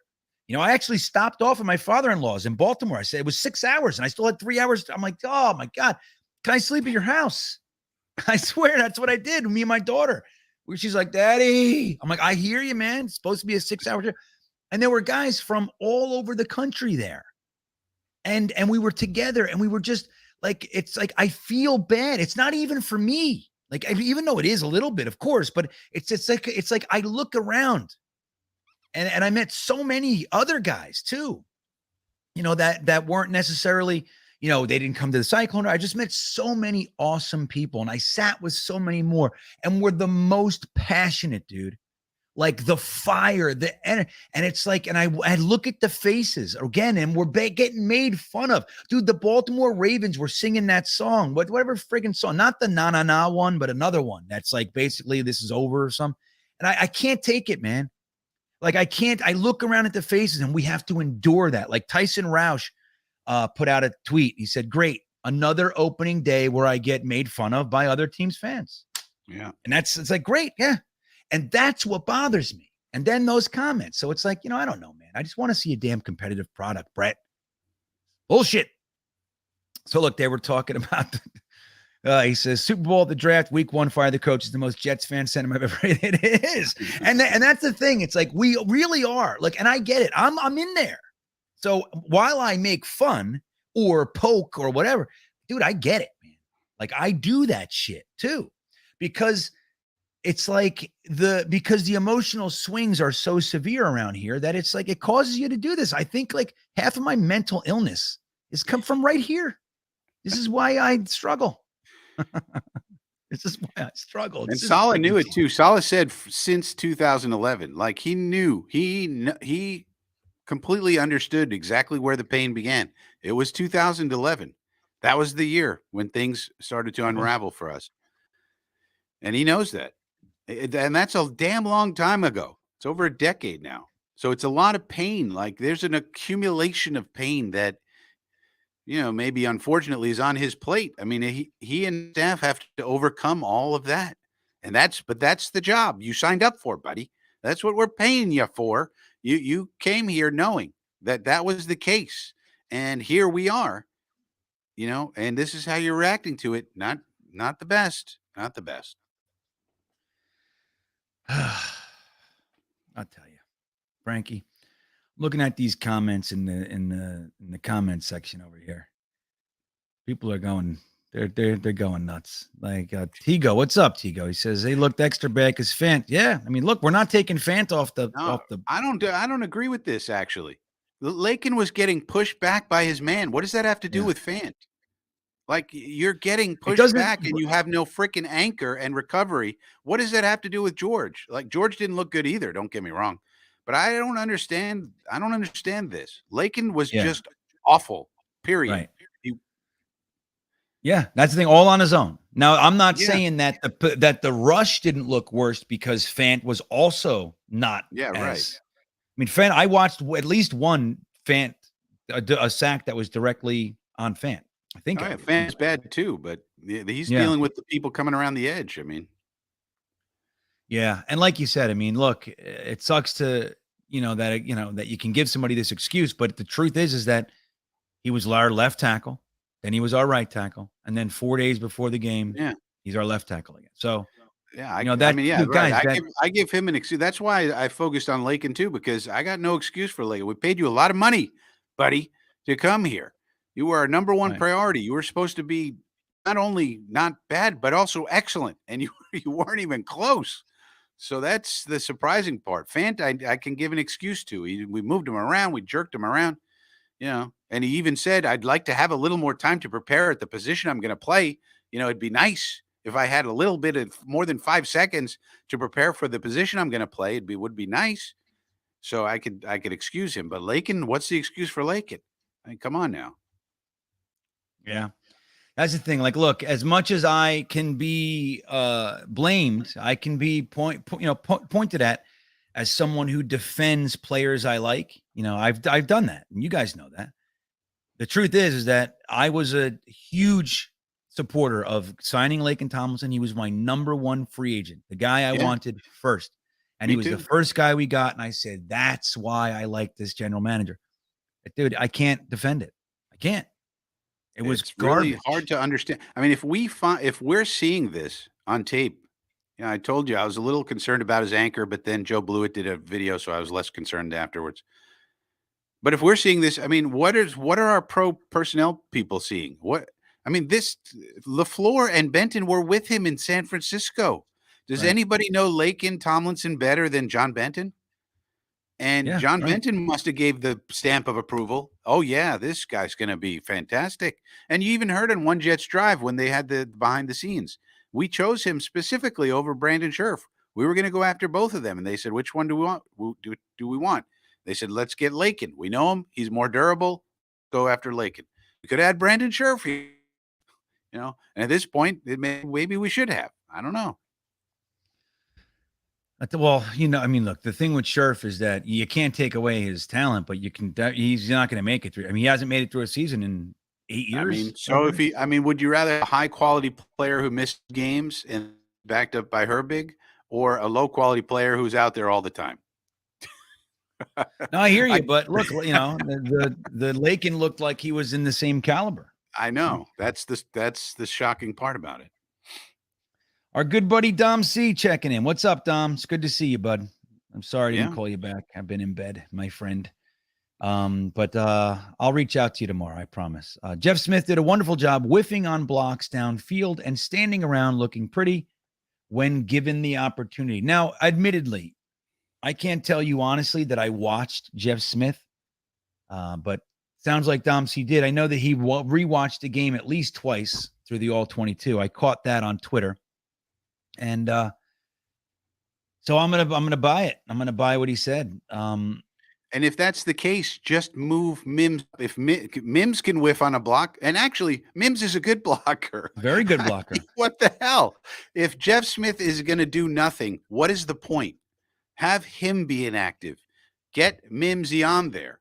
I mean, because of all the reasons. What if Corey Davis tweaks his ankle? You want Mims active to go play the X. Even if all he does is run clear out routes, which he can do, by the way, very good job of, and get other guys open by running clear out routes. Totally. He can do that. And so it makes no sense from a roster management perspective what they're doing. Now, if Jeff Smith was some sort of special teams ace and he was getting 90 plus from PFF, and Dom C was looking at the tape and going, wow, this guy's blowing up blocks, and look at this and look at that. Then I'd say, okay, fine. That makes sense. Then he's getting, there's value there. That's all we're saying. That's all we're saying is there's no value in Smith. So you might as well go with Mimsy. It's just, I don't get it. I don't get it. Hashtag free Mims, everybody. I'm sick of it. Like I would love them. And we've been talking about it for 2 years. 2 years. Since we've all done the film study. We've all done it. And that's the thing. Like, think about this, guys. I'm going to point one thing out with Mims. His entire career, he was the exact same producer. Yeah. Until this staff came into town. And then it was a complete shit show. Food poisoning. Think about it. He lost over 10% of his body weight. Think about it that way. 10% of his body weight he lost because of food poisoning. You think that affects an athlete, a professional athlete? I mean, come on. 10% of his body weight gone. Yeah, but there was whispers before that even too. Like I forget what it was, but there was. Remember, there were people talking about like there was articles like the Jets might trade Mims because he's not a fit in their system and all this kinds of stuff. And I was like, what? So dumb. How the hell can't you use a player like that? What is the matter with you? And I know his route tree. We have the data from reception perception. There are some routes that he's not great at, but that's every receiver. But most of the routes on the route tree he can run just fine. We have the data. It's not a mystery. Yeah, freaking annoying. And like you said, like look, and it's like people have commented before. We spend more time talking about wide receiver 6 than we should. And I completely agree. The problem is he's not wide receiver 6. That's the problem. But I mean, we argue about all the position. I mean, we argue about the backup safety and the last defensive lineman. I mean, that's the whole point of this. We're passionate about every single roster spot. I mean, why did Shepard make it over Tanzel Smart? It makes no sense. Yeah. Why is Ashton here and Jason Pinnock is not? You think Wink Martindale knows something about defense? He looked at Jason Pinnock and said, "Come on down. You can be a backup." That's right. Here. No problem. Yep. Love him. Oh, bring him over. Bring him over. He'll play special teams for me, and he'll be a backup safety for me. I got no problems. Yeah. Yeah. I think he knows talent. Yeah. And then if we would have cut Ashton Davis, I venture to explore the idea that he wouldn't have felt the same way. Yeah. And he would be safely ensconced on our practice squad. Safely ensconced. His character would be safe over on our practice squad. We That's right. You get all the benefits of his freaking character by him being here via the practice squad. You can sit with him at the lunch table, all the fun stuff, all the stuff we like to do. 46 flashlights, solid takes receipts when we paid the bills. There you go. It's funny, man. You're right, buddy. And Paris says GreenBean has a rumor receipts. You're damn right. Mm-hmm. I can recall him, bro. Fucking ask me a question. Right. I don't have them physically. They're all in here damaging my mental health. That's what they're doing. I should get rid of them. Jeff, look, I want to say something, Jeff. I appreciate sincerely your words. I see your comments. I am with you, but I need this vent. I need it. I have been in bed for 4 days. It's funny. I see comments like, look at GreenBean's energy tonight. Yeah, dude, I've been fucking have COVID. I've been in bed for days and I'm not done. I know it. Like after this, I'm going to collapse after this. But it's like, I don't know. I feel pumped. It's you guys. It's fucking Frankie staring at Jeremy's head. I see Jeremy. I did. Jeremy. Just so everyone knows, I did recommend that GreenBean get athletic greens, because for general health, not specific to COVID, but just to stay healthy in general in life, you take your athletic greens. And we're hoping to get a promotion. So if Chris the Kiwi, who runs Athletic Greens, is watching, we're very open to an Athletic Green sponsor. So yeah, I'll reach out to them. I will. But I know it's funny. I almost bought Athletic Greens. We actually have something here called Beachbody, which is, interestingly enough, isn't exactly the same, but it's very, very similar. And I drink their high concentrated nutrient dense shakes, Frankie. So I do that. It's similar, but Athletic Greens is kind of the king. You didn't, and wasn't that created by the guy? Wasn't that created by the guy that he walked across Antarctica? I don't know. He is an extreme athlete. I know that. Yeah. And so maybe so, but he's from New Zealand of all places. So Braden. There you go. Hat tip to Braden. That's right. Braden. There you go, buddy. We're talking about New Zealand. All right. Let's get to some more of your questions and comments. I'd like you. Let's, if we can, let's try to steer it towards this week's game. See what Frankie thinks about that. But this is fun. I'm feeling relief. I really am. I'm feeling relief. And Frank, do you just say whatever I'm doing is not working? Is that what you said? Yeah, I was like, whatever the thing is, this shake that you're drinking, you got COVID, buddy. It's not helping your body. Is it on the athletic screen wrapper? Saves you from COVID. No, no, but it's basically you will be healthy. Your immune system is now on steroids. But so whatever comes along, COVID, schmovid, the flu, you'll fight it off. Well, maybe. Thomas Cahill's back. What's up, Thomas? On a positive note, Quinnen introduced Lindy to the NFL. Yeah, he did. Quinnen had a great game, so that's really nice to see. And if that continues, boy, that'll be an exhale. Like dominant Quinnen was here. Thank goodness. Yeah, and I'll tell you, man, this defensive line, while they didn't get home, I mean, it's Lamar Jackson, man. He's very, very hard to but they chased him all over the damn place. Yeah, a lot of pressure. Lots and lots of pressure. That was one of the highlights. And if we can do that to most teams, if we can do that in most games, we're going to have a fighter's chance, man. It's about the offense. But guys, I want to remind you of something. Last year, this is what I say, same old Jet stuff. Last year, for the first 4 weeks of the season, we were literally saying the same thing. And maybe not the same faces. We didn't have Jermaine Johnson. We didn't have Mike Clemens. We didn't have Sauce, DJ. But it was the defense that looked good for the first quarter of the season. It was the last, portion of that. All of a sudden, the offense looked like they could do something. LaFleur was exciting, and Ulbricht was lost. So I hope it doesn't, disintegrate before our eyes. But that's the truth of it. We were raving about the defense last year at this time in the same way.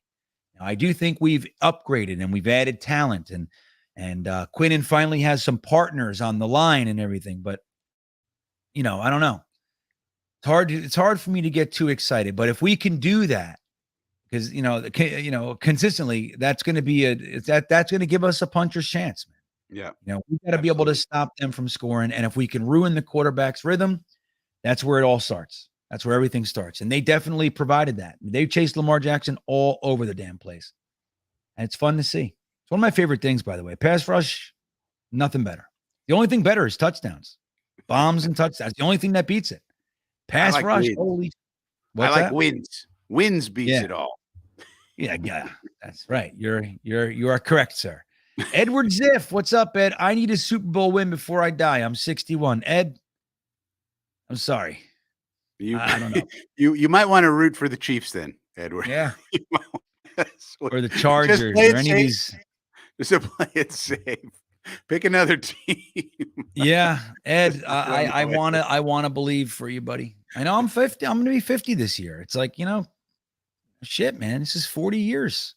This will be my 40th year rooting for this shit. So I'm with you, buddy. You're 61. It sounds like you might have been around during the Super Bowl. I wasn't.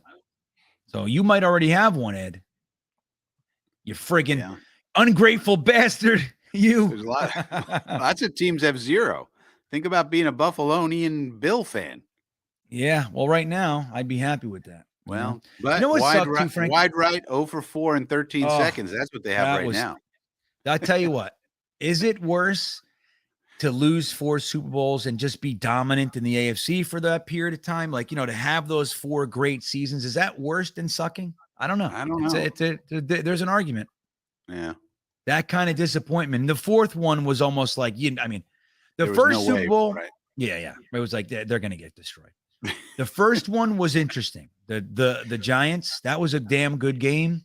Yeah, wide right. To that point. Yeah, best Super Bowl ever up to that point. Wasn't that Bill Belichick against the K-gun offense? Like the Jim Kelly K-gun offense? It was a new thing.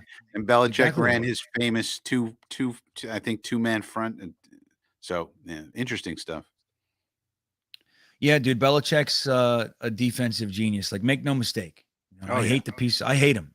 I think he's garbage, and I think he should have been definitely penalized significantly more than he was. He's never not coached a game for all of his cheating. Yeah, I mean, he's been caught cheating 4 times. Caught.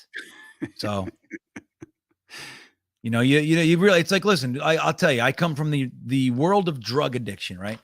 And we would always get, like, drug addicts were famous for, like, getting arrested or something when we didn't do anything. It happens all the time. We go, what the fuck? I didn't even do anything.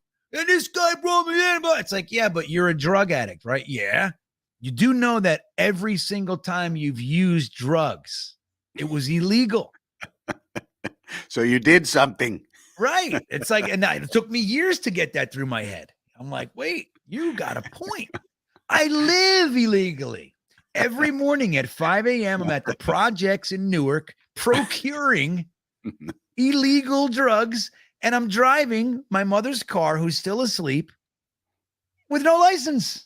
You know what I mean? So like, and then they get me. I'm like, they get me for loitering.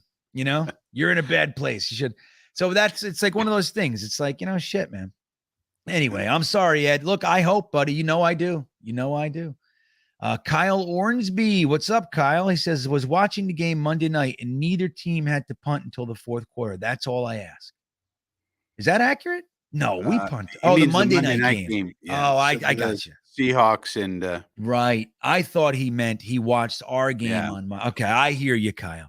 Yeah, now, I mean, the less Braden Mann, the better. That's what, dude. What the fuck? Now, supposedly, Braden Mann had a back issue.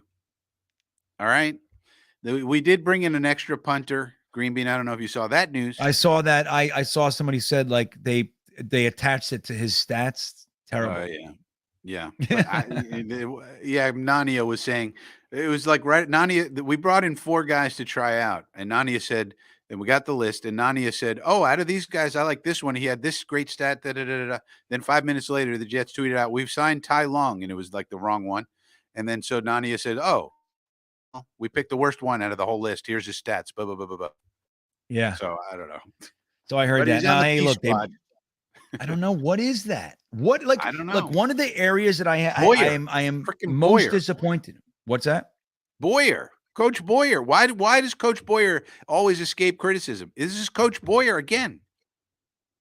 It's his choice. Yeah. He's the special teams coordinator. When they bring in 4 punters, they say, "Which one of these do you like, Coach?" And he picks one. It's on him. I mean, this is what he's supposed to. He's the special teams coordinator. He's supposed to know who's a good punter, who's a bad punter, and who's a good kicker, who's a bad kicker, and everything else. This is his job. I mean, I don't know why nobody wants to look at Coach Boyer. You need to look at him. That's a good point, Frankie. He raises a good point, Jets fans. He does. Coach Boyer, this is his 3rd regime.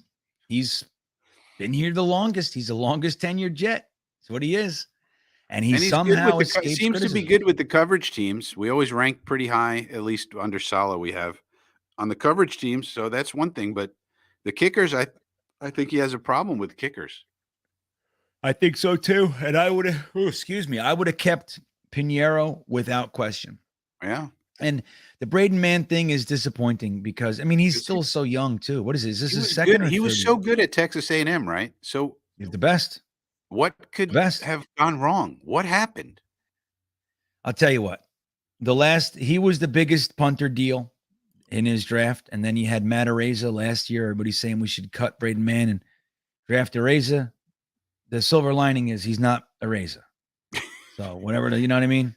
And you did wonder why Matt Araiza was the 3rd punter taken. You notice that?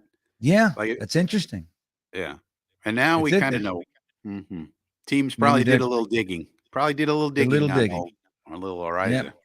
They just asked around a little bit. And I said, he might have this thing coming up soon. Yeah, we'll take Jordan Stout. Thank you very much. That's right.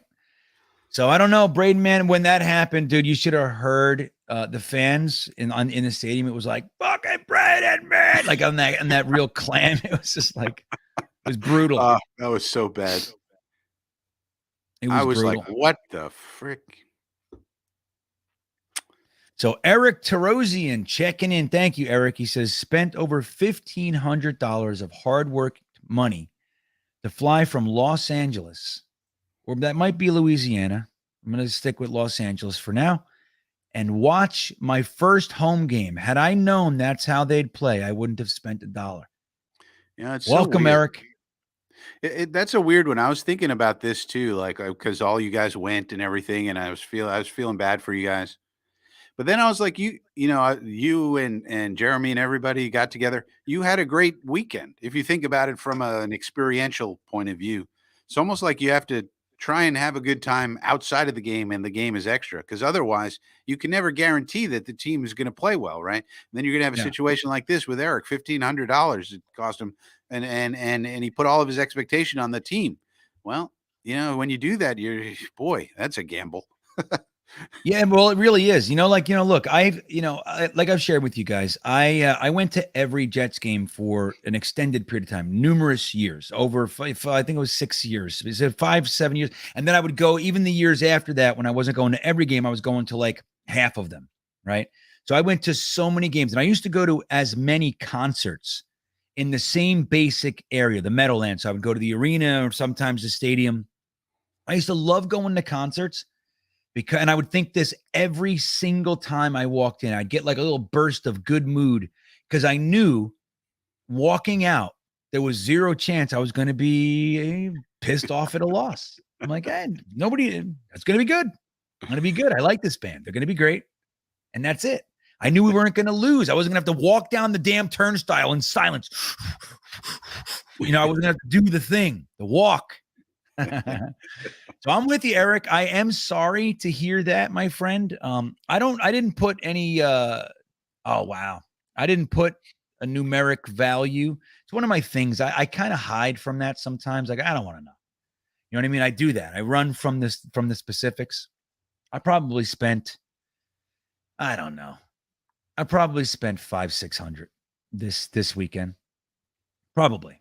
Somewhere in that range, maybe. I mean, maybe it's not. expensive. It's a hell of an experience. That's why I'm saying, like, if you put your focus, like maybe you should put your focus on the tailgating and the meeting of people, and you try to like say, okay, I'm really here to meet people and tailgate and have fun, and then the game. Because if you put all your hopes into the game, you're gonna feel like Eric, where it's like $1,500 down the drain. Whereas if you'd said, I'm really here just to have a good time and meet GreenBean and meet all the celebrities like Jeremy and Right. people like Holy that. shit. Right. Yeah. It's Yeah. like, and we were all together. That was so cool. Fucking O'Leary and right. It's like, it was so cool, man. But Frankie, you raise a fantastic point. And that's the thing. It's like, to cap it with that. That's just, it's like, Right. Yeah. I hear you, man. I really do. And I would not change a minute of that weekend. Like from the minute, that I pulled up to pick up Jeremy, it turned out we were like 5 minutes from each other. And out of all the places in the world, we both ended up 5 minutes away from each other on Staten Island. So it was just so easy to scoop. I was like, I'll scoop you up. You know what I mean? And we went out, we went to the Coney Island Cyclone with all the guys. And then that night, me and Jeremy went out with Sack Exchange to this really excellent pizzeria, like a world-renowned chef. The guy's beaten Bobby Flay and all this kind of, and Sack got him to come over to the table and chat with us. And it's such a great night. And then we go to the game and we have a great tailgate and everything, but it just sucks that it's a blowout. Yeah. It's again, even if we lost, like, damn, okay, all right, but you feel good. It just sucks that it's a blowout. And I'm with you, Eric. I really am. I really, really am. And I'm sorry. I wish, if it was my fault, you know what I mean? I'm sorry. If I got you there, please know you have my sincerest apologies. Brett activated his back. Salah can't feel fans' pain. You play to win the game. Yeah, I think he feels it. I think he feels it. Yeah, I know. I agree with Frankie, Brett. I think he's definitely feeling it. And he's the guy with controls. So he's the guy I don't know if you've ever been in a position like to be manager or director or the boss in any capacity, but when it's on you and you know that everybody's going to be looking to you tomorrow, there's a problem, and you're going to go there tomorrow, and everybody's going to be looking to you. That causes you to do something, and what that is stay up all night, and your wheels go. And you can't sleep, and it's the only thing on your mind, and you do this kind of stuff, and then you got to put on your game face, show up like you know what you're talking about. I'm going to tell you right now, I did that for 10 years, and it was hard. It's what gave me this friggin' fluffy white beard. It's the truth. It's the truth, man. You see, I'm not gray. I look like I'm balding, which is not accurate, by the way. But it's just the way it is right now. It's pressed, but there's an inherent stress to being the decision maker that people that have never done it don't know. And I'm not assuming that you didn't, Brett. I'm just talking. But like, I think that Saleh definitely feels it. Now, can he feel our pain? No. He just got here. He's new. But we can't feel his either. So there's that. Now, all we're saying is, bro, if I had my fingers on the buttons, here's what I would do. Now, that might be wrong, but I'd do it. Telling you, if I was a GM, I'd be standing on the sideline every game. Maybe not during the game, but in practice or whatever. If I was a GM, I would tell my coach, just so you know, I'm going to be here and I'm going to be saying shit. And I'm your boss, so shut the fuck up. Okay? Now, if you don't want me saying stuff, then you better be saying stuff because this is how it's going to roll. That's me. Now, maybe that's wrong. That's how I think. And that's how I ran my shops. I had fiercely loyal teams underneath me. Fiercely loyal, bro. Okay. They knew I would do anything for them. I would take bullets, but I need this, and this done like this. If that happens, I am your best friend. If it doesn't, you're going to feel it. That's the way it is. So I would just like to see something. And if not that, whatever you do, I just want it to work. That's it. Like Frankie was saying, like Jason Pinnock, Ashton Davis, Nathan Shepard. We don't care. When it boils down, if you're winning, we don't care. Nathan Shepard was the right pick. I don't care. Jeff Smith, he's crushing it on special teams. Okay, Mims sits. You know what I mean? Okay. But we're not seeing that. So that's where the problem comes in. Randall is the Mims whisperer. Here he is. Okay. Ablab checking in. What's up, Ablab? Responsible for at least one person. I think it was Jonathan, who I got to meet, Frankie. Jonathan, who we sent to the game, was at the Jet Lounge tailgate. What an awesome person Jonathan is. He was so incredibly grateful, Ablab. So thank you. You all, but I think we needed a few more dollars, 100 at the most, 50, something like that. You basically got Jonathan to the game. So thank you. He says, hey, my bros, Frankie, you are dead right about Mims over Jeff Smith at 6'3", 4.34 yard dash. Who can catch and block? Jeez Louise. Yeah, Frankie. I mean, that's the whole thing. Look, Jeff Smith is 6'1". So technically speaking, he could fill a similar role, but those 2 inches are serious. Mims has the length on him too, and the jump. So there's all kinds of measurables there. What do you think, Frankie? I mean, it's like, it's beyond that. I mean, at this point, we need to get past the 6'3", 4'3", 40. I'm beyond that. It's true. But I've seen the route tree. I've seen how he runs routes. I have the data from reception perception. I know how good he is, at running routes. And that's the thing that people say he can do. No, inaccurate from 2020. He's just fine running routes. So if you have a guy like that at that height and strength, you have to be strong to be the X receiver. You have to, because you're going to get man press and you need to break that. And he's strong enough now with his, after he rebuilt his physique and got his, up to his normal weight. He lost 10% of his body fat. So even if you just look at it from, we need a Corey Davis backup. Jeff Smith's not that. Jeff Smith is a jet sweep, guy in the slot. He's 6 feet, I think, not even 6'1". And he's a guy in the slot and he can do those kind of things. But we already have Braxton. We already have Elijah. We already have Garrett. They can do all those things. Who's going to play the X and break man press coverage if Corey goes down? We don't have one. So even if you just look at it from that point of view, he should be here.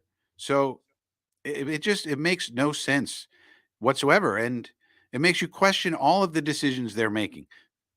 Kessman over Pinheiro, Zerline over Pinheiro, Shepard over Tanzel Smart, Ashton Davis over Pinnock. All of these decisions that they've made, it makes you wonder how many are they going to get wrong?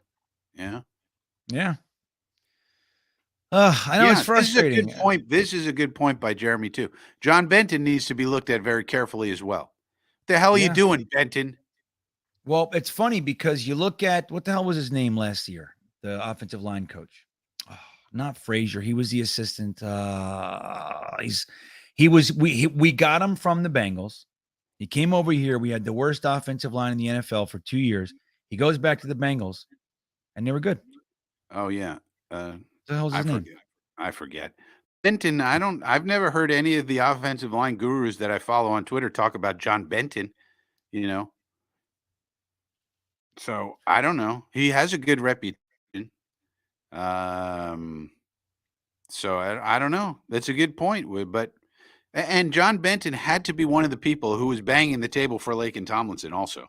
Oh, Had to be. Had to be.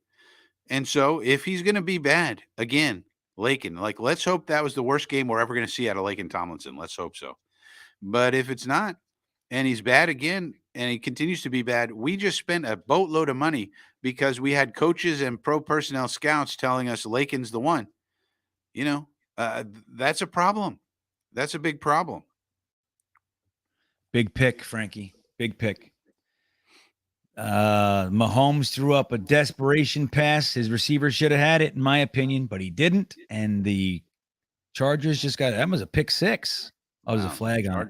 Charger so Apple checking in. Yeah, who knows what'll happen? They're going to talk about it now, Frankie. That's what they're doing. Like, hey, what happened over there?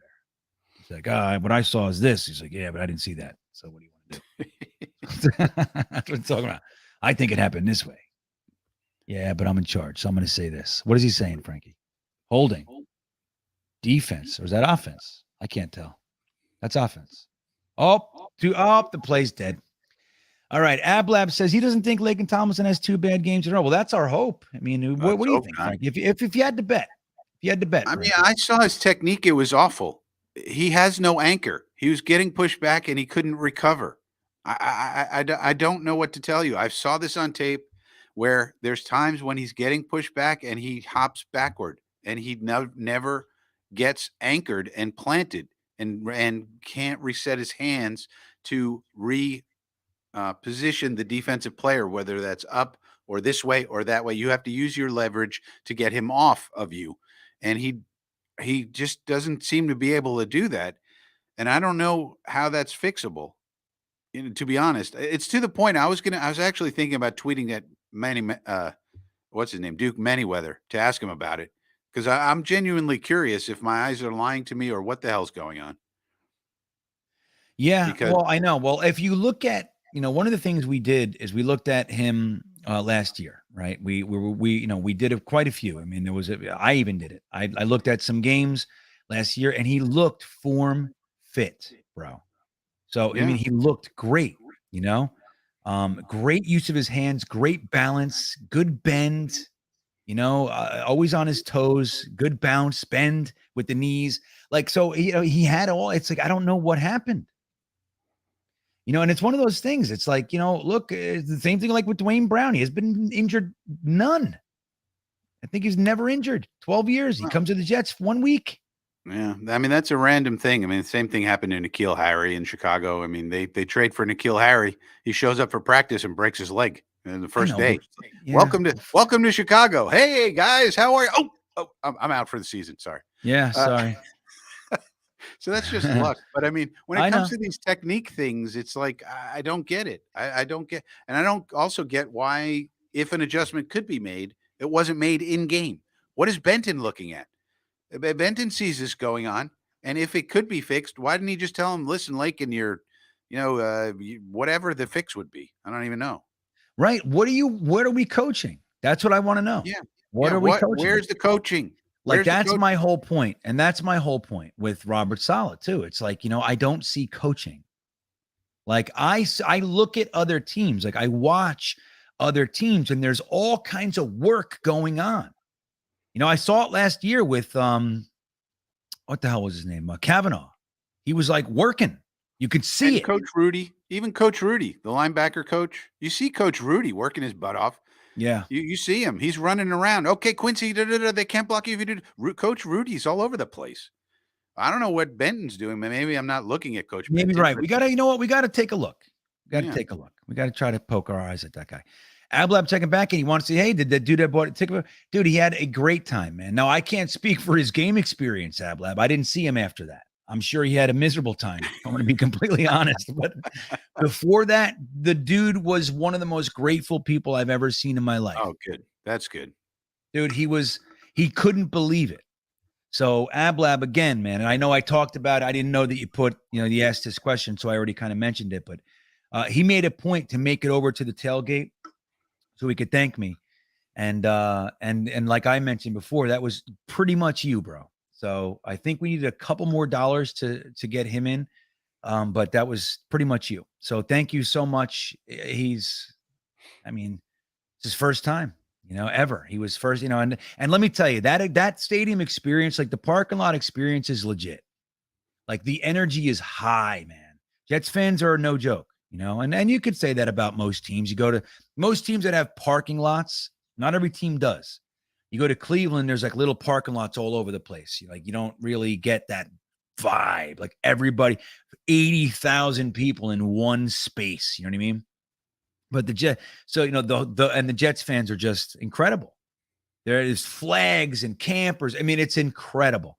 So he definitely had a great time. I talked to him for a while, and thank you, Ablab. Truly, I hope you saw. Like I put you out there on Instagram, on Twitter, on YouTube, everywhere. So anyway, you're the best. We appreciate it. Let's see what else we got here. I got to bring Jeremy and Wat2K on. We got to talk to them too. New York, Jets NY 102. Thank you for the super chat. He says, if we happen to win on Sunday, we will look at this week as when our fortune started to change. This might be the beginning of something special. Dude, I'm with you. And thank you for turning it a little bit. That's the thing. I mean, the truth is that the danger of the Browns is their pass rush, right? I mean, Myles Garrett, the last time we played them, quite literally ruined Kelvin Beachum and Chuma Edoga in that game. Right? Poor Chuma had to go in there and hey, go here's Myles Garrett, stop him. And then we said he sucks, Chuma, but whatever. But we haven't beat Cleveland in a while. I'd look at it the other way too. If we stop their running game to some degree, like if you look at the end of the game and they have 70, 80 yards rushing, something like that, then maybe we have a rush defense. Maybe we have a defense that can do something. Because this team is no joke with the run game. I mean, they are serious. They're going to be pinning, pulling. 141, something like that. What was I saw their number? I forget what it was. I think I don't know, but it was a lot. I mean, they really should have won that game against the Panthers. They did win at the end. They did win. Yeah, they did win, but they should have blown out the Panthers. That was a weird game. But yeah, they're going to run. They're going to be pinning and pulling all day long. It's going to be elephants on parade. You're going to see the big men running, across guard powers, all that kind of thing. And if we can slow it down, they're going to get their yardage. But if we can keep it like 70, 80 yards, something like that, that would be a success.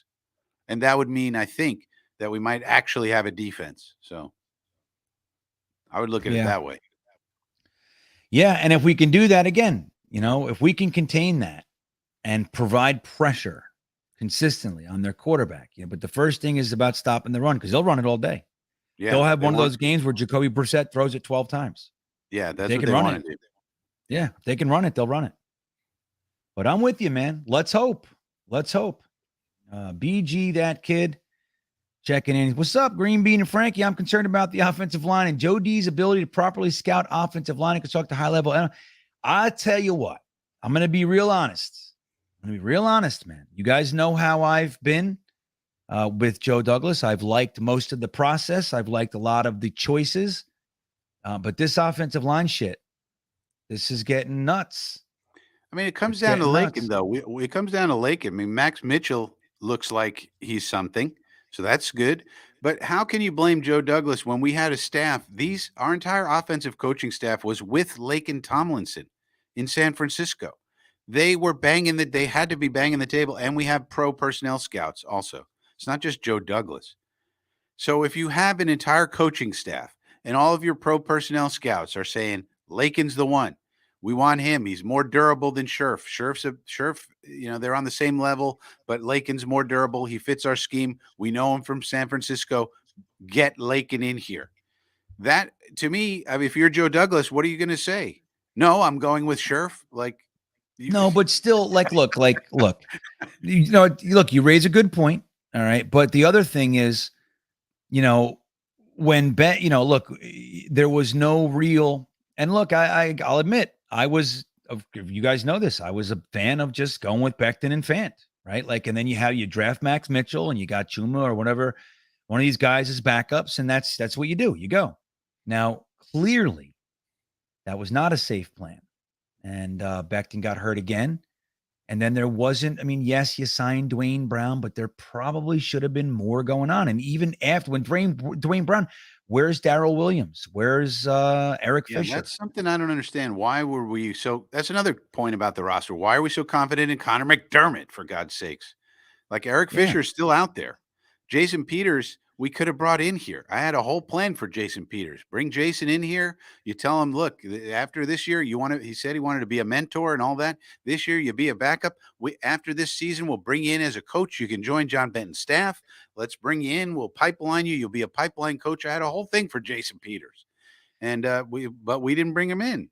And then he found his opportunity in Dallas when Tyron Smith got injured. But why? Why is Eric Fisher still out there? I know, and that's my concern. Like I'm with it. I'm with it. Like with the previous comment, it's like, Joe Douglas is the one area he was supposed to fix was the offensive line. Now, whatever the reasons, whatever they are, it's not fixed. It's not fixed. We still have a bottom end offensive line that's patchwork. Again, and if John Benton is telling him, don't worry, I will coach up Connor McDermott to be a good backup tackle. I will coach up, whoever we have, at some point, you have to have an evaluation of John Benton. What's going on here, Coach Benton? You told me you could make McDermott into something. He's clearly not.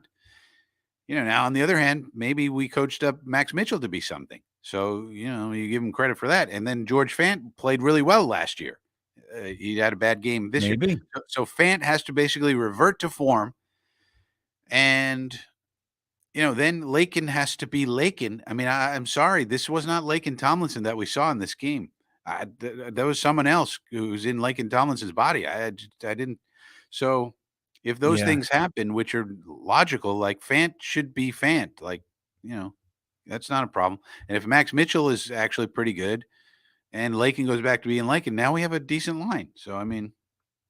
Yeah. But look, one injury and we are in trouble. Yeah. And that's what I'm saying. It's like, hey, look, and you can come at it from numerous angles. The truth is what's out there is performing miserably. And one injury, and that's where the GM is. That's the GM. There should be firm support behind it by now. It's been 3 years. I mean, maybe Grant Hermans is really something. Maybe. Maybe Benton's telling him Grant Hermans. No. Grant Hermans, he's fine as a backup. I mean, so I don't know. Yeah, maybe. Thomas Cahill's saying the sour taste he's got from Salah might not even be healed by winning. I say, yes, bullshit, Thomas. Yes, it will. Of course it will. Watch it. Take about 2 seconds, Thomas. Right. If we win one game, you've been around here long enough, man. If we beat Cleveland, the conversation will be 12 wins. 12 win floor. It's so true. It'll turn on a dime, Thomas. You watch. Hell yeah. And it'll turn for you too, buddy. It'll turn for you too. I promise. Let's see here. Where am I? Optimistic Oliver for president. Let's hey, Jeremy and Watsuke, I'd like to bring you guys on if you're good. It's late, it's getting late here. So if you guys are good, and then I'll go through a couple super chats. You guys can help here. We got a couple more, and then we'll do some trivia. We'll have a good time. So let's say hello to 2 people I just hung out with for the first time. Watsuke, look at him. There he is. And Jeremy, Jets Chaos. Look at these guys. What's happening, fellas? Jeremy, how you doing, buddy? Doing good. I'm just trying to get through the week so I could recover from the trip home. I got home and it was like woke up 4 hours later, back at work. Oh. I haven't even had time to unpack the suitcase yet. So. Oh, you're there. Wow. First thing I do when I come home, and I was already starting to feel like shit, but that's like, but I hear you, man. The first thing I do is I unpack that shit because it just sits there. And I leave it for weeks if I don't. Weeks. Exactly. I think the first thing I did was laundry as soon as I got home from the 7-hour train ride from Metro Park. Yep, 7 hours from Metro Park in Island, New Jersey, down to Williamsburg, Virginia. That was the trip, but hey, it wasn't that bad of a ride between Virginia and DC. It's pretty quiet. Once you get north of DC, it's a little more crowded, but I kind of liked it. $31 each way. How can you go wrong? Dude, really come on. So we'll think 7 hours on a train or 7 hours in a car. where you're controlling and thinking and watching and, you know, it's more, dude, you had a significantly more relaxing experience than I did. There might have been a little sleep going on. Yes, I Might. did have the option Right. to close my eyes. That helped. There Kind was a of few like I wish I times could have done at the game, you know, closing my eyes at certain Yeah, points. making it all go away, you know? Right. So, yeah, we got to hang out with Jeremy and Y2K. Y2K was the surprise. Jeremy, I knew was coming. But, yeah, that was pretty awesome, man. The Cyclone was epic, man. It was great. And even though those bastards took my GoPro, I had the wrist one. I wanted to catch everybody's faces. I had I had my wristband GoPro, and they were like, nope. I should have kept it in my pocket and reattached it when we left. I should have. I will next time. You hear that, Cyclone? If I come, you see me, just know this: there is a GoPro in my fucking pocket. Okay, They wanted you to buy those pictures, man. That big photo booth is right there. As soon as you walk through the rotary, and boom, buy our photos, please. Bastards. They're a bunch of bastards. Look at those bastards. They don't even let you take your own picture. They should be glad Green Bean is showing up. How about that? That's right. All those people were there. You know, Yeah. I just made you how many dollars. We went on it twice, a lot of us. So Yeah, New they York should. Jets 102 checking in, guys. Is if we happen to win on Sunday, we will look at this week as when our wait, I did this one. Okay, there it is. Sorry. I did this one too. Oh, maybe I don't have any more. Jeremy, do I have any more? Maybe I don't know. You got through it, man. There you good. go. You're Wow. good. Okay. Then there you go. Sorry, Jets 102. Look at this. Solo Marco Polo. If we can win if we don't throw, figure out how to run over the Brown. There you go. That's a plan. That's an idea. Don't throw. Don't throw the ball. throw No the ball. passing. No passing allowed. I'll Do you tell like what what. Belichick did last year Yeah. with 350 runs to start the game? Same Yeah. thing. The Wind Bowl. Remember the Wind Bowl last year? 3 passes that Mac Jones threw or something? Free passes. That's the one. Yeah, it's it's crazy, but who knows, man? Who knows? Maybe that's what we do. Maybe. So anyway, why don't we get into a little bit of trivia? Y2K's speciality. Let's see what we have in store for everybody tonight. Okay, welcome to the 4-minute drill, chat. So you know There the it rules. is. I'm going to ask you the question, and then I'm going to keep track of the time. You have 4 minutes to get the question. Now, what we're going to try to do over the course of the season is do something related to the Jets' opponent that week. Just some connection. Maybe look at a game that the Jets have played against this team in the past, and just find something interesting, and we'll go with that. So this week, the Jets traveled to Keebler Elf Stadium to play the Cleveland Browns. It looks like a big Keebler Elf at the 50-yard line, at least to me it does. The Brownie. So, yeah, the Brownie, right? So what's interesting is when you have another team in the conference, but not in the division, you figure you play them maybe every other year, every couple of years. Well, the Jets played the Browns 5 straight seasons from 1987 to 1991. Now, in that 5th game, on October 6, 1991, the Jets had 1 touchdown pass. Your question, who threw the touchdown pass and who caught the touchdown pass? Browning Nagel. 1991. Yeah, Browning Nagel. Threw it. Browning Rob That Moore is- caught it. All right, Browning Nagel is incorrect. Oh, However, yeah, Rob Moore is correct, though. That is There the you correct go. receiver. so you that got might be 91 then, might be Boomer Esiason. Boomer. That's what I was going to say. This is. Let's get the clock going. There we go. Boomer Esiason is incorrect. God damn What do you got, guys? So the last one, B-Trav has to have it. Ken O'Brien O. was gone already? It's not Kenny O. Hey, Jim Pock. Yep. It is not Kenny O'Brien, no. He was gone, huh?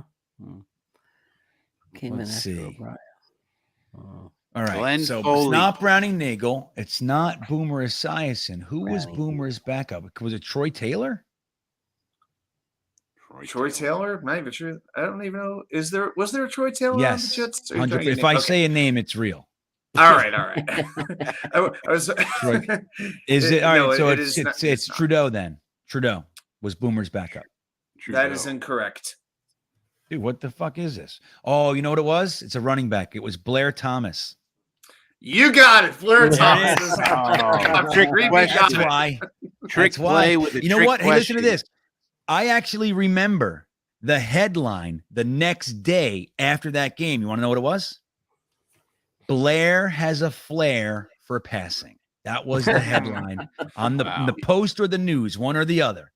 That's what makes it even better. If you look at it. That was probably the highlight of his Jets career. You want to know his running stats during the game? Sure. 8 carries for 13 yards, and he had a fumble deep in his own territory. That sounds like Blair Thomas. Yeah, Blair so there you go. Blair was atrocious, atrocious. And every other running back, Rodney Hampton, Emmitt Smith, every other running back was great. Oh, Hampton was so good. Oh, I was a big Hampton fan, I got to say. We got the bum. We got the bum. That's what First, we do. Before anybody else. We might have got another bum and with another second overall pick. Who knows? He hasn't shown much. I'm hoping. But hey, he's man. Practicing. He was on the practice field today. He was practicing. He was running around. Full participant. So look, nice pivots on that knee. Yeah, he was turning quickly. He wasn't just doing dropbacks. Yeah. I just want to say though too that Hawk is right. That one was all me. You talk about the '90s Jets. I'll find that was all you. I'll find that shit. I'm like, okay, it's not. I went through the court. Obviously, you're going to go through the quarterbacks, and it's like, oh, this is the Blair has a flair. I was waiting for maybe somebody to say Jeff Blake or Frank Reich or go that kind of a direction. But, Frank Reich, what year was he? I think he was 93. He was. I think it was right around coach. I think the Carroll. Yeah, kind of going into coach. Right. Yeah. Frank Reich. Yeah, he might. Wait a minute. He played a few games. Let me see here. Let me look at his. We saw the comeback against Houston with Buffalo and said we got to have that guy. Yeah, that was like '93 when that happened because that was the last year. That was the last year the Bills went to the Super Bowl. He was with the Jets 1996. So yeah, he was later. He was coach right? Yep. Yeah. So Frank Reich, dude. Let me tell you, he was an exceptional backup quarterback. Exceptional back. He'd come in for a game and win. Not as a starter. We had him as a backup. We used him as a starter. He was hot garbage. Exceptional backup. In Buffalo for years, he was great. Had huge comeback victories. He was exciting. Yeah. So he was the one who really led that comeback against the Oilers. It wasn't Jim Kelly in that game. It's easy to forget that. It was Frank. But Jim Kelly did not play that game. That's right. So B-Trav says 91 was O'Brien, 92 was Boomer. It's easy to remember, too, because 92 was the first year of free agency. The first year of NFL free agency. So think about that. Before that, players couldn't just do that. They couldn't just sign elsewhere. It's crazy.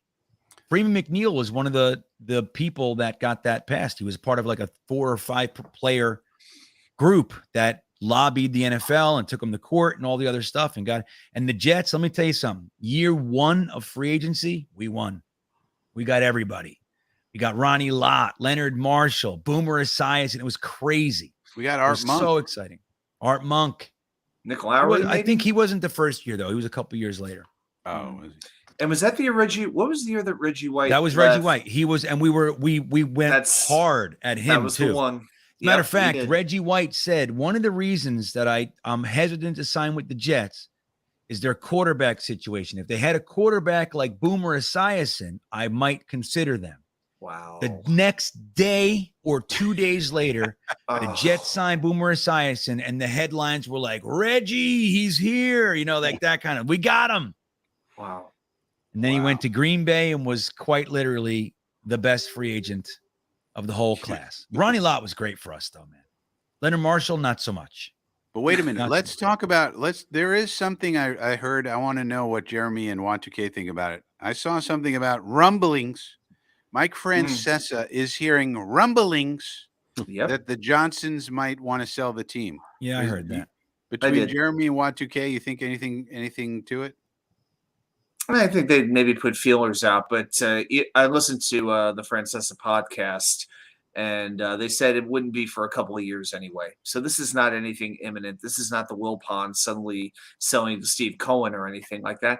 And I got to be honest, it doesn't excite me as much to see the Jets get sold as it did to see the Mets get sold, because with the Jets, you have a salary cap for one thing, and I feel like the Johnsons have spent money to try to make this thing work. They may not always be spending it right or making the right hires, but I've always been of the conviction if they hire the right people and get out of the way, the Jets can succeed. And I can't be convinced. I don't think I could be convinced otherwise. But the search firms that led them to Mike McCagnon and Todd Bowles, completely flamed out. Yeah. And, we figured we'd had it right with Joe Douglas. We very well may. Robert Saleh, he's got to show something this year.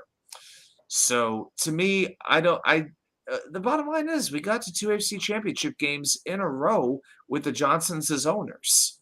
So I believe that they want to win. They may not know how. They just have to make sure the right people are in place and spend money when needed. I mean, they overhauled the training staff, right? Didn't Joe Douglas say, I want this for medical, to upgrade this? And they agreed to do it. The Johnsons did. They do whatever. So that's the thing. They're not bad owners. They care. So I'm not anti-Johnsons. I'm not anti-Woody and Chris Johnson. Yeah, I mean, they're a known entity. And right now, they've handed the club over the last couple of years. They've done the right thing. They haven't been getting involved too much. It doesn't seem they're letting Joe Douglas do his thing. I like the roster he's building. So a known entity is always going to be better than an unknown. Like, who's going to come in and what are they going to do? Especially with the Jets' history, it's unnerving a little bit. Like to think that who is it going to be and who's going to come in and what are they going to do? I'll tell you who it would be. It would be James Dolan, wouldn't it? No, he tried last time. Johnson came in at the last minute. It was Dolan the whole way.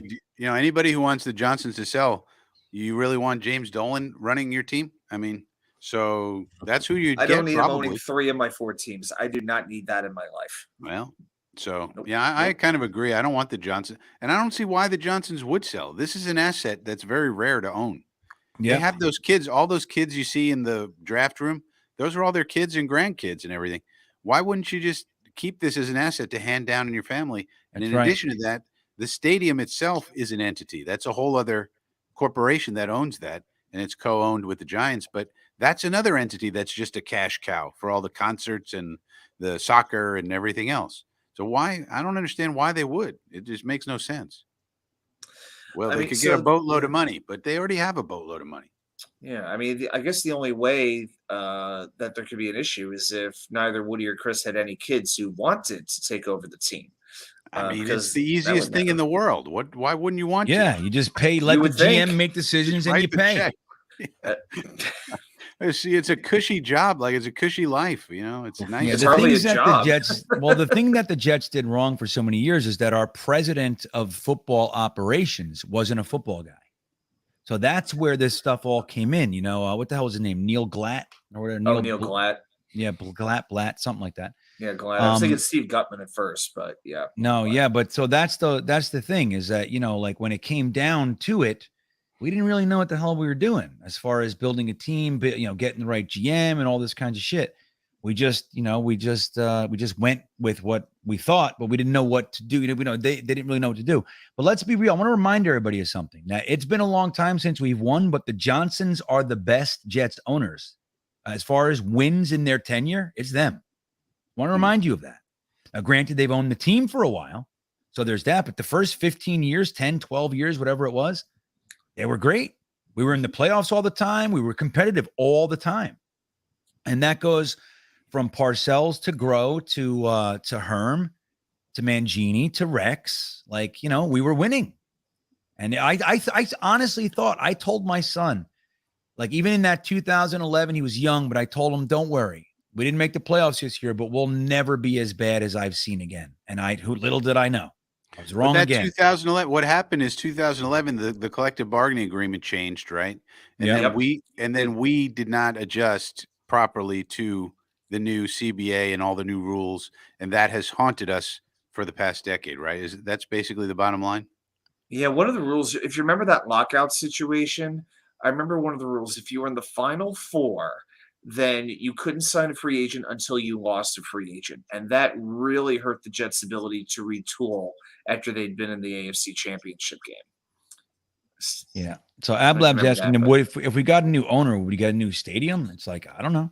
Well, people lease at MetLife. We have a lease where we have to be in MetLife for a certain amount of time. Till 2000, we can get out of it in 2025. But we can get out of it, but we can't get out of the mortgage Like we'd lose millions in the mortgage for the stadium. We can get out of the agreement with New Jersey, but we don't get out of the cost of building the stadium and the mortgage. And you'd have to start planning that way in advance. Where are we going to go? You're just going to get out of there and go to a City Field? They're not going to let you in. Like you'd have to start building a stadium already somewhere else, and they're not. So they're not moving out, I don't think. Yeah. So look, I mean, that's the thing. It's like, people, I think a lot of Jets fans think that that's part of it. Like we get a new owner, that means a new stadium. I don't know why. I don't know why we think that. I mean, look, the Meadowlands, let me tell you something. Man, moving the team back to New York is expensive. And it's, and it's to pay more. Like you're going to spend millions and millions to move it, just million, but potentially billions. And then you're going to pay more while you're there. Like it doesn't make sense. It just doesn't. And the Meadowlands, it's like this massive space that's already there. Now, I don't think the stadium is great. I don't. But I don't think that they feel all that bad. Like Frankie said, it's a cash cow. This team, they bought it for $600 million. It's worth, I think, $6 billion, $3 billion, maybe. Maybe one or the other. Maybe they about $3 billion. Yeah, 635 now, $3 billion. And also, can you imagine they moved their facilities to Forum Park, and they're great facilities from everything that I've heard. Right. They're not gonna. Do you think they'd really have a situation where you're practicing all week long in New Jersey and living in New Jersey? It's like, oh, game day, we're going out to Long Island. Yeah, we're going to Long Island City. Yeah, it's not going to happen. Yeah, maybe they moved the team to Sacramento. I don't know. Let me ask you guys. I think Sacramento would say no, thank you. To be honest, look, we'll end the show we'll on the this. Soccer and the Kings. We'll end. Somebody asked me this at the stadium in the tailgate, and I forget who it was, but they said, if the Jets moved, would you stay a Jets fan, or is that you're out? Oh, that's an interesting question. It is an interesting question. Like, what if they, go to London? They go and they're the Oklahoma City, the Oklahoma City Jets. I mean, St. Louis Jets. It would sever the ties to all the memories that you have of being a New Yorker and being in Brooklyn and being in PS 207 running around. I don't know. It's not the same. Like, and I would have an easy out. I could become a Pittsburgh Steelers fan real easy. It's real easy to root for Coach Tomlin. Let me tell you something. Yeah, no, it's true. I don't know who the hell I would root for. I fucking hate everybody. You know what I mean? I have deep hatred. We've heard. Yeah. So what is it? I'd probably just leave. Fuck this. You might root for Baltimore just because of your family. I don't know. I know. Honestly, I'd probably go there. Yeah. Over years, over time, I'd probably blend into the Baltimoreitis. What would be the point of rooting for the Oklahoma Jets? Like, what would be the point? I would hope they would rename them I hope they would no longer call them the Jets. Just change the colors, change the uniform, which I know is right up Frankie's alley. But yeah, if they were to move, I would say just get rid of the Jets name and start everything over. And then there'd be no tie to the previous organization. And then the fans, I think the New York, New Jersey fans wouldn't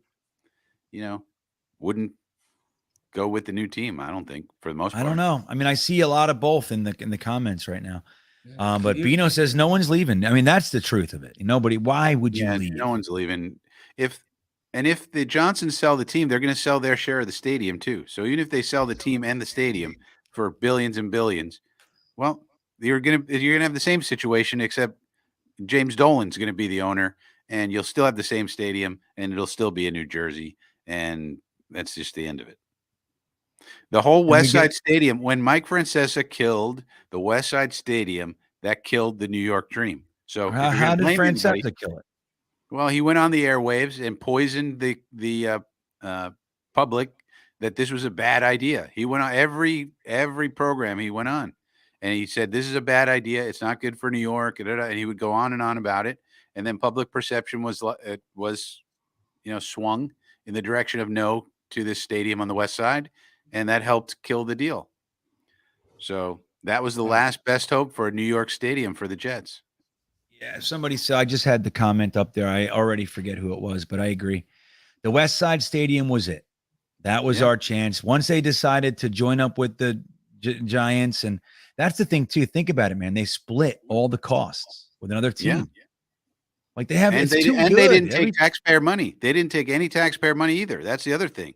You have no right to complain as a taxpayer. They didn't take a dime from you. They built it on their own money. So it's their own stadium to do it what they will. You got no say because they didn't take any taxpayer money. Yeah, it's a crazy thing, man. Like there's everything is just super sweet. There's no reason for any of it, And it's like, right, but if they did leave, I don't know. I'm out. It makes no sense. It's like, why would you leave a cash cow? That's all you got to do is win. I mean, the only thing they have to do is win, and everything will be fine. Everybody will love the commute from to the stadium. Yeah, I'll tell you what. Like I saw a comment said we'd all end up turning blue. You know what would happen if we all turned blue? Man. Giants would suck for 30 years. That's what would happen. Maybe if that would happen, I would become a Patriots fan just because I think that would ensure they would never win again in my lifetime. I think Yeah. I might have to actually do that. Yeah, look, Jetsfan Amendola's he's the KC kicker, huh? He's been kicking. He's hitting field goals. Yeah. Well, give it time. He kicked field goals for us too. We had him for a while.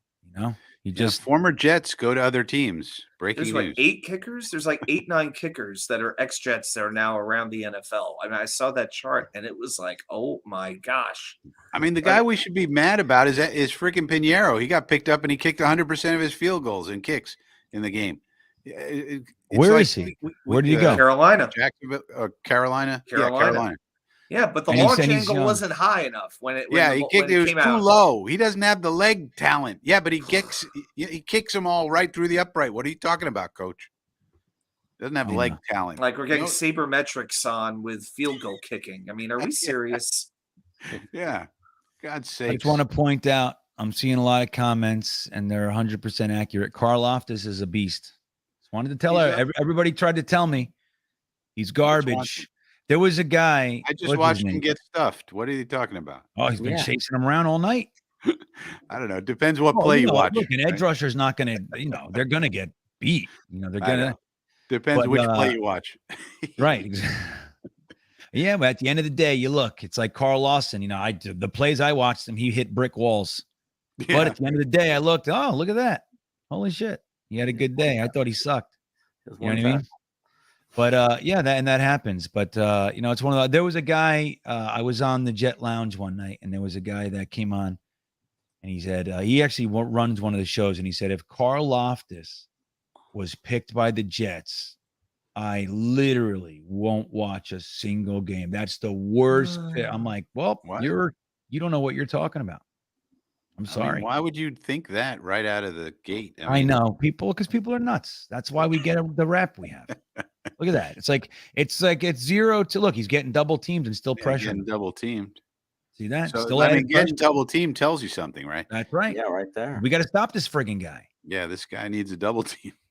Yeah. So I don't know. Yeah, he looks pretty good to me. Yeah, and he looked just like that in college, my friends. And I got killed. I said, I don't know. He's my number 2. You know what I mean? At worst, 3 edge rusher. It was Aiden Hutchinson. I liked the best. See you, Y2K. Have a good night, buddy. I mean, Jermaine Johnson looked good. So he did though. So I don't want to take anything away. You know what I mean? Jermaine Johnson looked pretty good. Let me watch this play. See what the hell this is. Look at Herbert. He's my fantasy quarterback. Just keep doing it, Herbert. Yeah, look at that. They didn't even block him on that one. I didn't even watch him. I forgot. I said Herbert and I watched Herbert like an idiot. Disrespected him. They said, we don't need to block you, buddy. Yeah. Oh, there's Y2K. Here he is. What happened, buddy? Okay? Yeah, I've had some internet stuff going on, but I'm good. Yeah. All right. Well, that said, I think we're going to end this one. I am shot, man. I'm collapsing. I'm done. I spent whatever I had. I gave it to you guys. I'm glad I was here. I'm glad we did this. So why don't we go round and round? Y2K, what do you got cooking? Anything coming up exciting? Oh, well, you know what? This morning I uploaded a video. I chronicled my entire weekend in New Jersey and also on Coney Island, time at the Jets game, time at the Cyclone. Obviously, we couldn't take a camera on the Cyclone, as you may have heard, but just took a lot of photos. I did some narration over the photos, put the video together. It's about a 20-minute video. I'm really proud of it. You could watch that at NY Sports Wicker Media. I'd really appreciate it. And I will be making my bold predictions. I'll be putting that up. And I always put up a game preview. It's a little bit more designed for the Virginia Jets fans group. But it'll still go on YouTube. And we'll be hanging out at AJ Gators. We're going to have the raffle going, the 50-50 going. We'll have the door prizes going. And what can I say? I'm really excited to watch a game with my crew this weekend. It's going to be great, I hope. It's going to be good. New York Sports, Wicker Media. Check it out, everybody. Jeremy, what do you got? Hey, Sunday I'll be with you, GreenBean, doing the Jet watch party. Looking forward to that. Our first real season game together. Yeah. 10 minutes after that, I'll be with Buffalo Jetsfan doing our first post-game show. I think I'll be there too. Yeah. You'll be there too. And then I will be doing a watch party with my brother. We're going to probably cover the Niners this year. We're going to do watch parties for the 49ers because we're out here in the West Coast and they play. And we're just going to have fun talking Jets while we watch another team play. So we'll be doing that too. So I'll be on all day Sunday. Sounds good. Jeremy's going to be working. So that's fun. Jets Chaos channel, everybody. Nope, we did watch 2K. Frankie, what do you got? Frankie from Flatbush Channel, Coffee with Frankie this weekend on Sunday, not on Saturday, 11 a.m. Sunday morning. Talk about the Jets. Frankie from Flatbush Channel. Check me out on Sunday morning. Yep. All right, there it is, everybody. Thanks for watching. I will be back to normal programming next week, hopefully. This has been an interesting week. I put out nothing. This is the first video of the week, which is not generally the case. Sorry about that. Next week will be better. And don't forget to hit the like button on your way out. It's important. It helps the cause. And we thank you for being here. It was a great night because you guys were here and we appreciate it. So with that said, have a great night, everybody. We'll see you next time. Yeah, here we come, baby. Here we come. Here come the Jets, man. I want to kiss you. Thanks, Joe. You want to run or you want to duck down? You want to duck, just go over and get onto the bench and stay there. You play to win the game. My message for the fans, we're all frustrated with where we are right now.